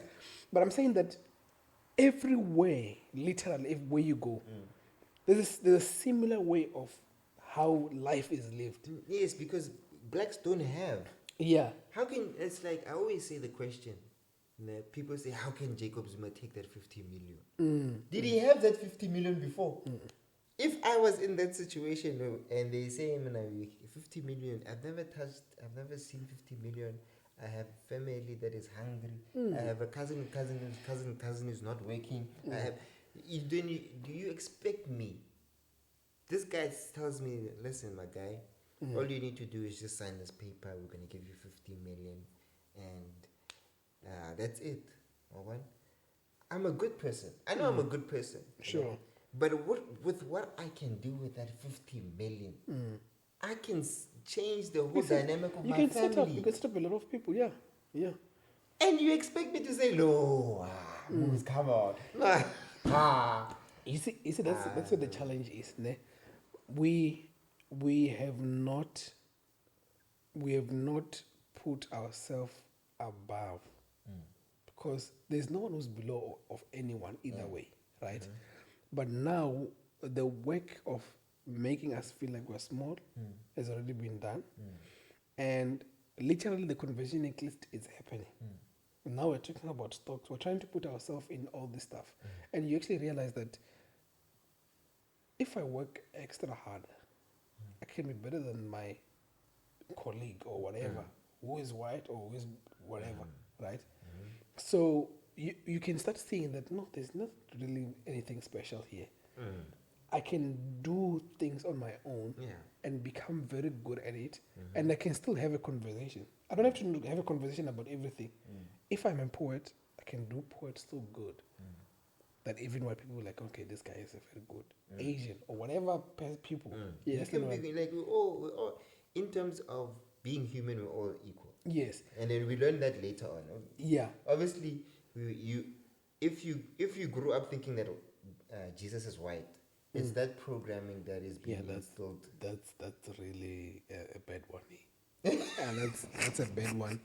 That's a No, bad but one it's to understand. It's I'm just saying that to show you that there's a level of programming that went into this. yeah, definitely. And that's why some of us, we might grow up looking at white people as superior, and you can't blame someone for having that idea, because maybe they've been programmed to look. It's like the conversation I had with my uncle this past weekend. Sure. He came to Cape Town. Sure. Yeah. He said that I experience more discomfort when I'm in Cape Town. I'm like, what do you mean, Malone? I'm like, I went to a restaurant in Waterfront. I don't want to mention the restaurant. And the waiter, it's as if the waiter was treating me as if he's not gonna pay. And I'm like, yeah, Malone, that's kind of like sounds like Cape Town. Sure. And it's like this guy, it's like he had two tables. It's like my table and the table next to me. Man, this guy served the table next to him with a smile. Action. When the table called, they ran on. It took a while for that guy to attend to us, first of all. Yeah. It took a while for him to tell us that our food is a bit delayed. We had to come and tell him that, where's the food? What? He never came to us, checked up on us, whether we were fine or what. There's a point where my daughter wanted to get a dessert. But because the guy never came back to us, he didn't care. The only time the guy came back to us is when, like, we said we want the bill. So he's saying that, like, it's as if ourselves, we look down on black people. Yeah, there is that. It's like there's a hierarchy. Yeah. Of there's white, there's colored, and then there's black. True. And ourselves, we treat ourselves Bad. Yeah. Like, I can tell you a personal experience, guys. I used to stay in Somerset West. Moose knows. I used to stay in Somerset West, and I used to stay with a friend of mine. We're still friends, colored friend. But we're still very close, even though we don't talk as much. But for me, friendship is not about talking. It's about, if I have marked you as a friend, I keep you as a friend. So his name is Grayson. We stayed together for a year and a half. Yeah, we stayed together at Somerset West a year and a half. And I don't think I ever told him this story. So we worked at a company called what's the company? ESS. It develops antennas for the SKA project in the Karoo. What happened was, we stayed there in the 3 months. I stayed in that flat with Grayson for 3 months, right? The first 3 months. And then Grayson has a car, he drives to work. But like, work is not far. Work is like maybe a 10-minute walk away. So Grayson goes with his car. Now I'm like, no, dude, I don't want to drive with you. I'd rather walk to work. So sometimes I walk, sometimes I drive with Grayson. Sure. But now something happened when we were coming back. Grayson left work. He went back home. Sure. He left me. I was working on. I was doing something extra. Yeah. So it's like you stayed at the company. Yeah. Sure. So I was pushing hard. I was trying to finish deadlines, whatever. And then I knocked off late. I remember the project manager used to trust me. He actually used to give me the key to open up the factory. Sure. So he gave me the keys, like, hey, you'll lock up. No problem. I'll see you tomorrow. So, cheers. Sharp. And then I locked up. I left. So I'm walking back home. Ne? And the security guard at the gate, I walk into the gate. Security guy stops me. It's like, hey, there's no time. Like, who are you? He's like, huh? I'm like, I'm Honte. It's like, yeah. I was like, yo, like, what do you want? What are you looking for? Huh? Security guard of the flat. I'm like, what do you mean? What do you want? Like, I stay here. And he's like, no, I've never seen your face. Moose. Yeah. I'm like, so, like, I don't want to mess. I had a long day at work. I'm tired. I stay here. I've been staying here for the past 3-4 months. Please don't. Let's not start this. Like, I'm already tired. Please. Sure. The guy says, you know what? And you know the security guard. I've seen this nigga so many times. So the guy says, you know what? He's not playing. Please move along. Go out your way. I know everybody who stays in this place. Moose, dude. My heart dropped. I'm like, hey, Joe, you know what? If you don't call your manager. A fight was breaking out. Sure. You don't call your manager. And he's like, no, I'm not going to let you in. I'm not going to call my manager. I'm like, I stay here, I pay rent. And to put it like, I'm the one who paid for the deposit. I'm the one whose name is on top. And Grayson's name is at the bottom. I'm the one who made sure I get this place. Don't tell me that I don't stay here. Call your manager. Call anyone.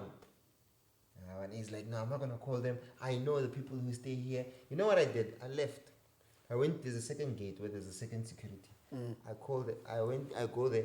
That guy is telling that second gate, don't let this person in. Right?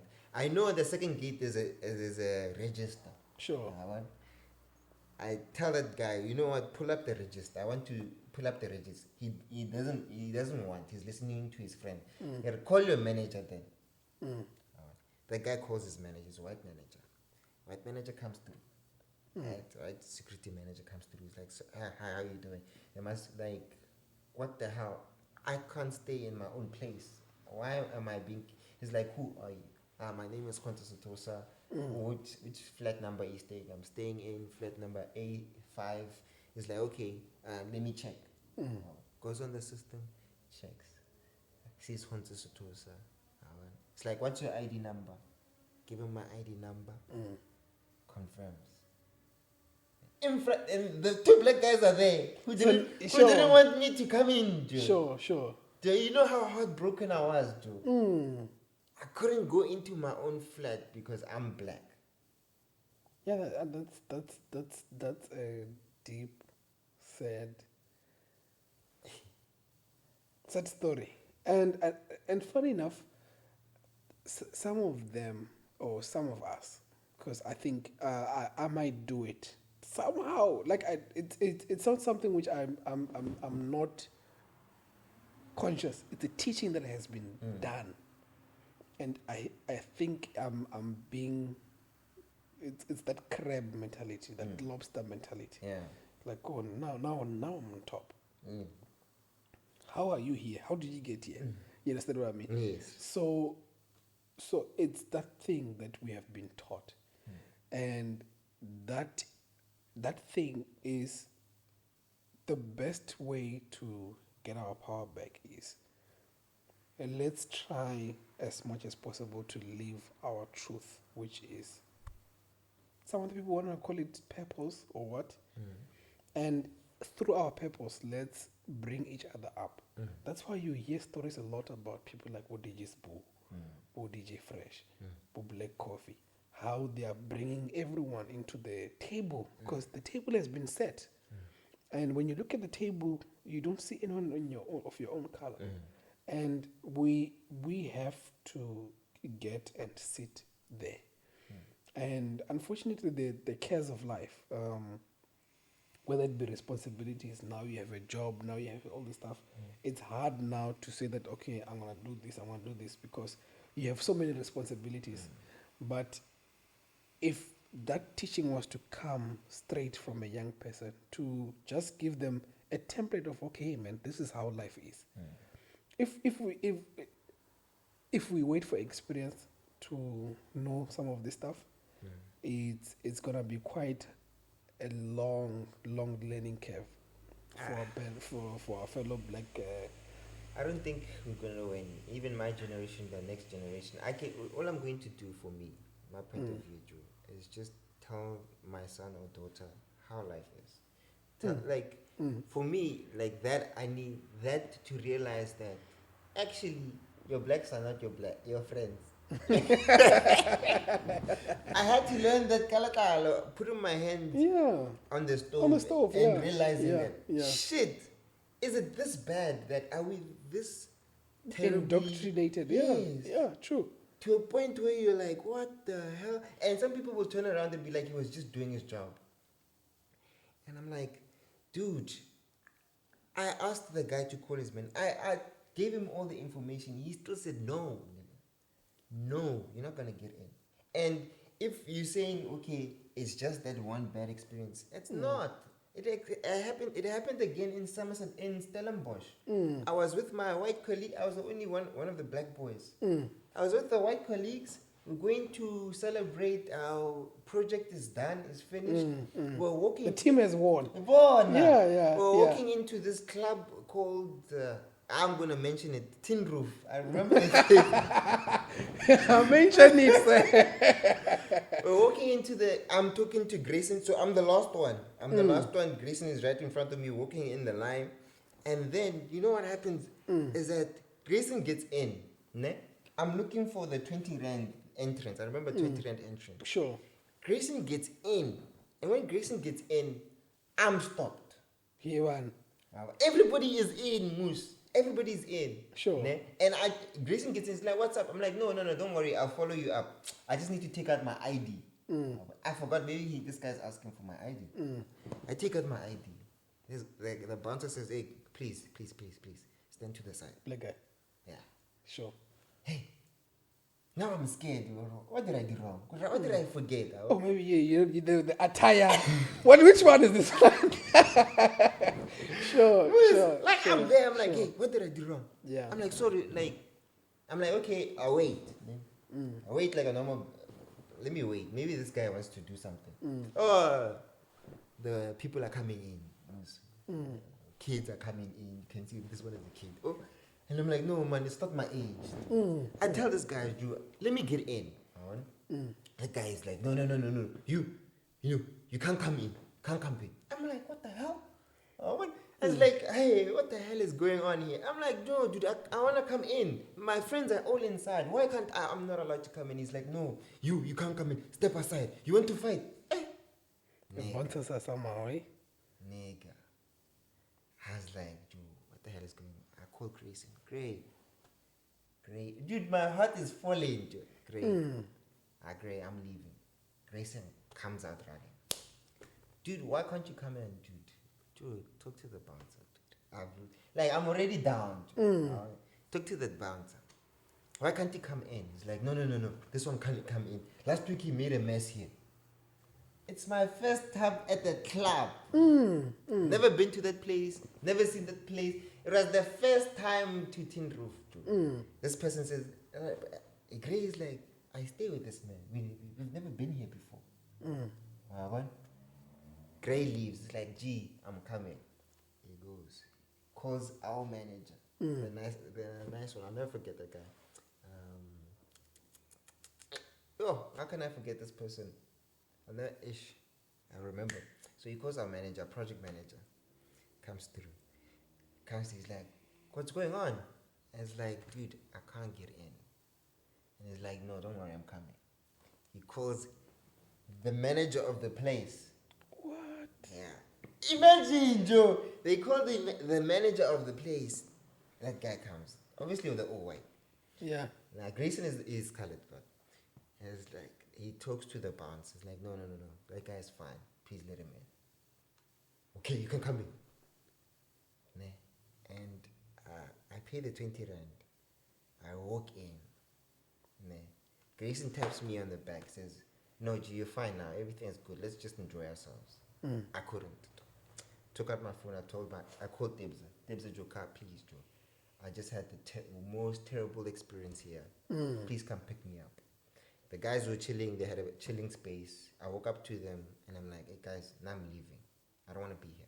I'll see you. And I bounced. So some people can say like, no, those are different. These are all related. I was black and like, it's so funny that. And I mean, you're not black. You're on the. I'm telling you now. When I got into the court, Debza says, what happened? And I'm like, dude, they kicked me out. They didn't want to allow me to go into Tin Roof. And you know what he says? He says, why were you even going there in the beginning? Blacks are not allowed there. What? And I'm like, nigga, why would you say? He's like, no, dude. Most of the time, we don't go there. Our area, we have our areas. We have stones. We have this area. We have that area. We know, but that area most of the time is not for us. How?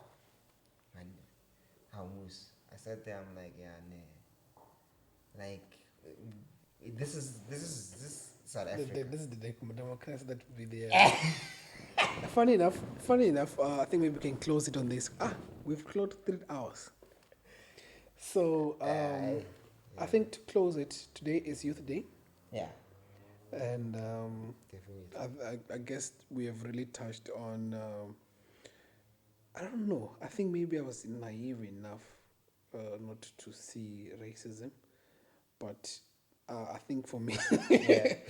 No, you stayed in a good period. Like when I was in Belleville. Yeah. Oh, dude, It's everything chill. was fine. Yeah, Everything was yeah. chill. I had friends. Sure. Dog. We had all flavors of friends. White, colored, black, everything. Sure. We were all mixing together. Sure. So, But the other side, it's yeah. the side which is not as welcoming. if you want racism, go look for it. You'll find it in its own areas. Yeah. No, I think as well. We even on the white side of like the listeners and everyone, it's just because the thing is it's a privilege. Yeah. That's why they call it white privilege. Yeah. Right. It's there, and unfortunately, there's I don't want to say a conversation. I don't want to say anything. It's just. I can just say it's inhumane. Yeah, no, for me, I It's- take it's things super. like this. I've experienced these things, but they have not changed my perception with regarding to my white friends. Sure. Because I took it as if they never treated me like that. If like I have a bunch of white friends, it's like the same thing when when white people say I have a bunch of black friends. Yeah. But I don't see them like they're bad people. Sure. They've done something. But I acknowledge the treatment that I receive by those type of people. And I acknowledge the same way I said, I acknowledge the same treatment that I'm getting from my own race, Yeah, black people. sure, black people, I yeah. acknowledge that there's good and bad out there. There is good and bad. There's good people, you go to a restaurant, they'll serve you best service ever. And then there's bad people, you go to a restaurant and they serve you terrible service ever. Do we have a reputation in Cape Town of serving each other terribly as blacks? 100%. We Sure. do. Sure. We have this perception that we don't even tip.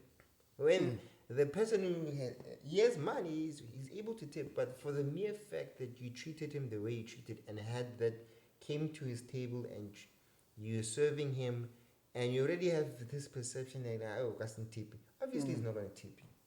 Yeah. The thing is, the way that you're gonna serve, it's not gonna be world class. Yeah. And we're gonna see it through. Yeah. We're gonna see through like this guy. 100%. Ivan, 100%. what's wrong with you, man? Yeah. You understand? So I think we all have a learning to have to. We need to learn somewhere somehow. We need to learn on how to treat each other, but hopefully our grandchildren or if not grandchildren or our children, they need to experience a better South Africa. Yeah. And I think for me, I champion people doing what they love, shine through that, because they will always, I don't know why I always think about this song by Wale. They're gonna love us. They're gonna love you for your ambition. Yeah. That's all. When Yeah. when you're doing something so well, they're gonna love you, and there's space for everyone. Literally, there's literally space for everyone. The soccer players are not finished. We need more soccer players. Yeah. The engineers are not finished. We need more engineers. So let's just do what we love the most, man, and that way, at least it will bring out a better conversation. So yeah, I think on Don't change your perception. You see, the thing is, another thing I just wanted to say is that sure, we as humans tend to treat each other differently because of our skin color. yeah, And I in my opinion, I don't treat people based on skin color. I treat people based on how they treat me. That treats me. That is ideal for me. If you treat me good, I treat you good. If you respect me, I respect you. sure, Alright? Everybody knows this. Everybody who knows me knows this. If you treat me well, I will treat you well. Sometimes I tend to even go extra mile when it's not even needed. Yeah, just for the mere fact that you treated me well at that point. sure, Let me just try and treat you well at that point as well. And if everybody kept, ideally that's how I'm thinking. Maybe I'm also still naive. If everybody was to think and take things like that, I think things will be much more better, because we would all be striving to treat each other better. yeah, exactly. So I think that the best thing that we can do is just to be good people. Yeah. Let's go be good people, and let's do. I think the key is doing what we love. Let's do what we love. Let's do what we are here to do, and in that we are going to be living a fulfilled life. Yes. And there will be more learning that will be happening, which is bringing out a good character. So whether it's a black person or not, and there's something very strong about spiritual elevation. When you're elevated spiritually, you can see that this is, someone can call it being immature. Yeah. Someone can also call it being evil. Oh, this is someone who's disturbed. Yeah, it's a very serious situation. So I think it's just a matter of us getting to that spiritual enlightenment where we know, okay, we're not giving ourselves into rage. We're not giving ourselves into anger. You just see that, no, this is very stupid, and you see it as folly. It's like it's foolish, and then you use the wisdom that you need to use per time. Yeah, so if someone has to be told that, no, this is very stupid, my friend, you tell them. And you're not fighting. Yeah. You're telling them, and you're just bringing the truth to them, living the truth. And how they take it is up to them. Yeah. So and it works both ways. We're not saying that blacks are fine or are doing everything right, or even white people are doing everything right. We have to elevate ourselves to a point where let's see beyond this thing. Yeah. Let's celebrate each other in our own right. If there's someone who's doing very well, like, oh yeah, this guy is very good. Yeah. That doesn't put labels on stuff. And I think June 16 podcast is going to be late, guys. It's going to be super late. I always complain to Moose saying your podcasts are long. Yeah. Hey, I don't know. Yeah, but I think what I've noticed, because I think, this is probably the longest that I've got, that I've went, and which is understandable because this is my friend. And the longest was with John Mazanga. And John Mazanga is a mentor, is someone who who's doing big stuff. John Yes, John is I really know. I doing also big know. stuff. Hey, Mr. John is the. Yeah. I know. Like he's one of the few people who spoke about blockchain technology before I even thought about blockchain technology or anything. Yeah, before you even married it Like, to cryptocurrency. he was Yeah. like one of the few people I highly respect and highly, when he speaks I listen. Sure, I sure. don't take his advice too like small. Like Yeah. and I'm not saying he's perfect, but he is someone that understands the concept of treating people well. That's Yeah. the reason why I treat him well. Yeah, He's treated me very well. sure. And for that, I pay him by treating him very well. Whenever I see him, I make sure he knows that I have respect for him. Sure. Yeah, I mean, we might even start another podcast. About John. But yeah, thank you very much for listening to the podcast, everyone. If you got to this long of the podcast, man, survived this. you are a champion. I don't know why would you listen to 3 this. hours. 3 hours, 20 minutes. I mean, wow, that's so nice. So, Mr. Kennedy, Thank you very much. on the next one, Whenever it is. I know probably whenever it is, probably we'll have some control. No, definitely. But yeah, it was. No, like I told you, we should prepare or have it like a target, like saying we're gonna touch on these points. Yeah. And we have to stick on these points. No. But the thing is, now it takes away from it being a conversation. Okay. You see, so we want. I just want to have a conversation with each and every person, and let's take it as a dance. Wherever the dancer is going, let's go. Let's talk about John Wick and nobody, like for like a good 30 minutes, if not an hour. But yeah, thank you very much, everyone. Thank you for listening, and have a wonderful day or night. Yeah. And let's become better people.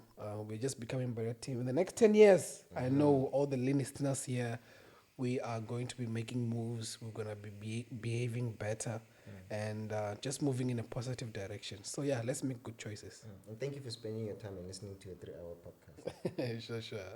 Cheers. Cheers.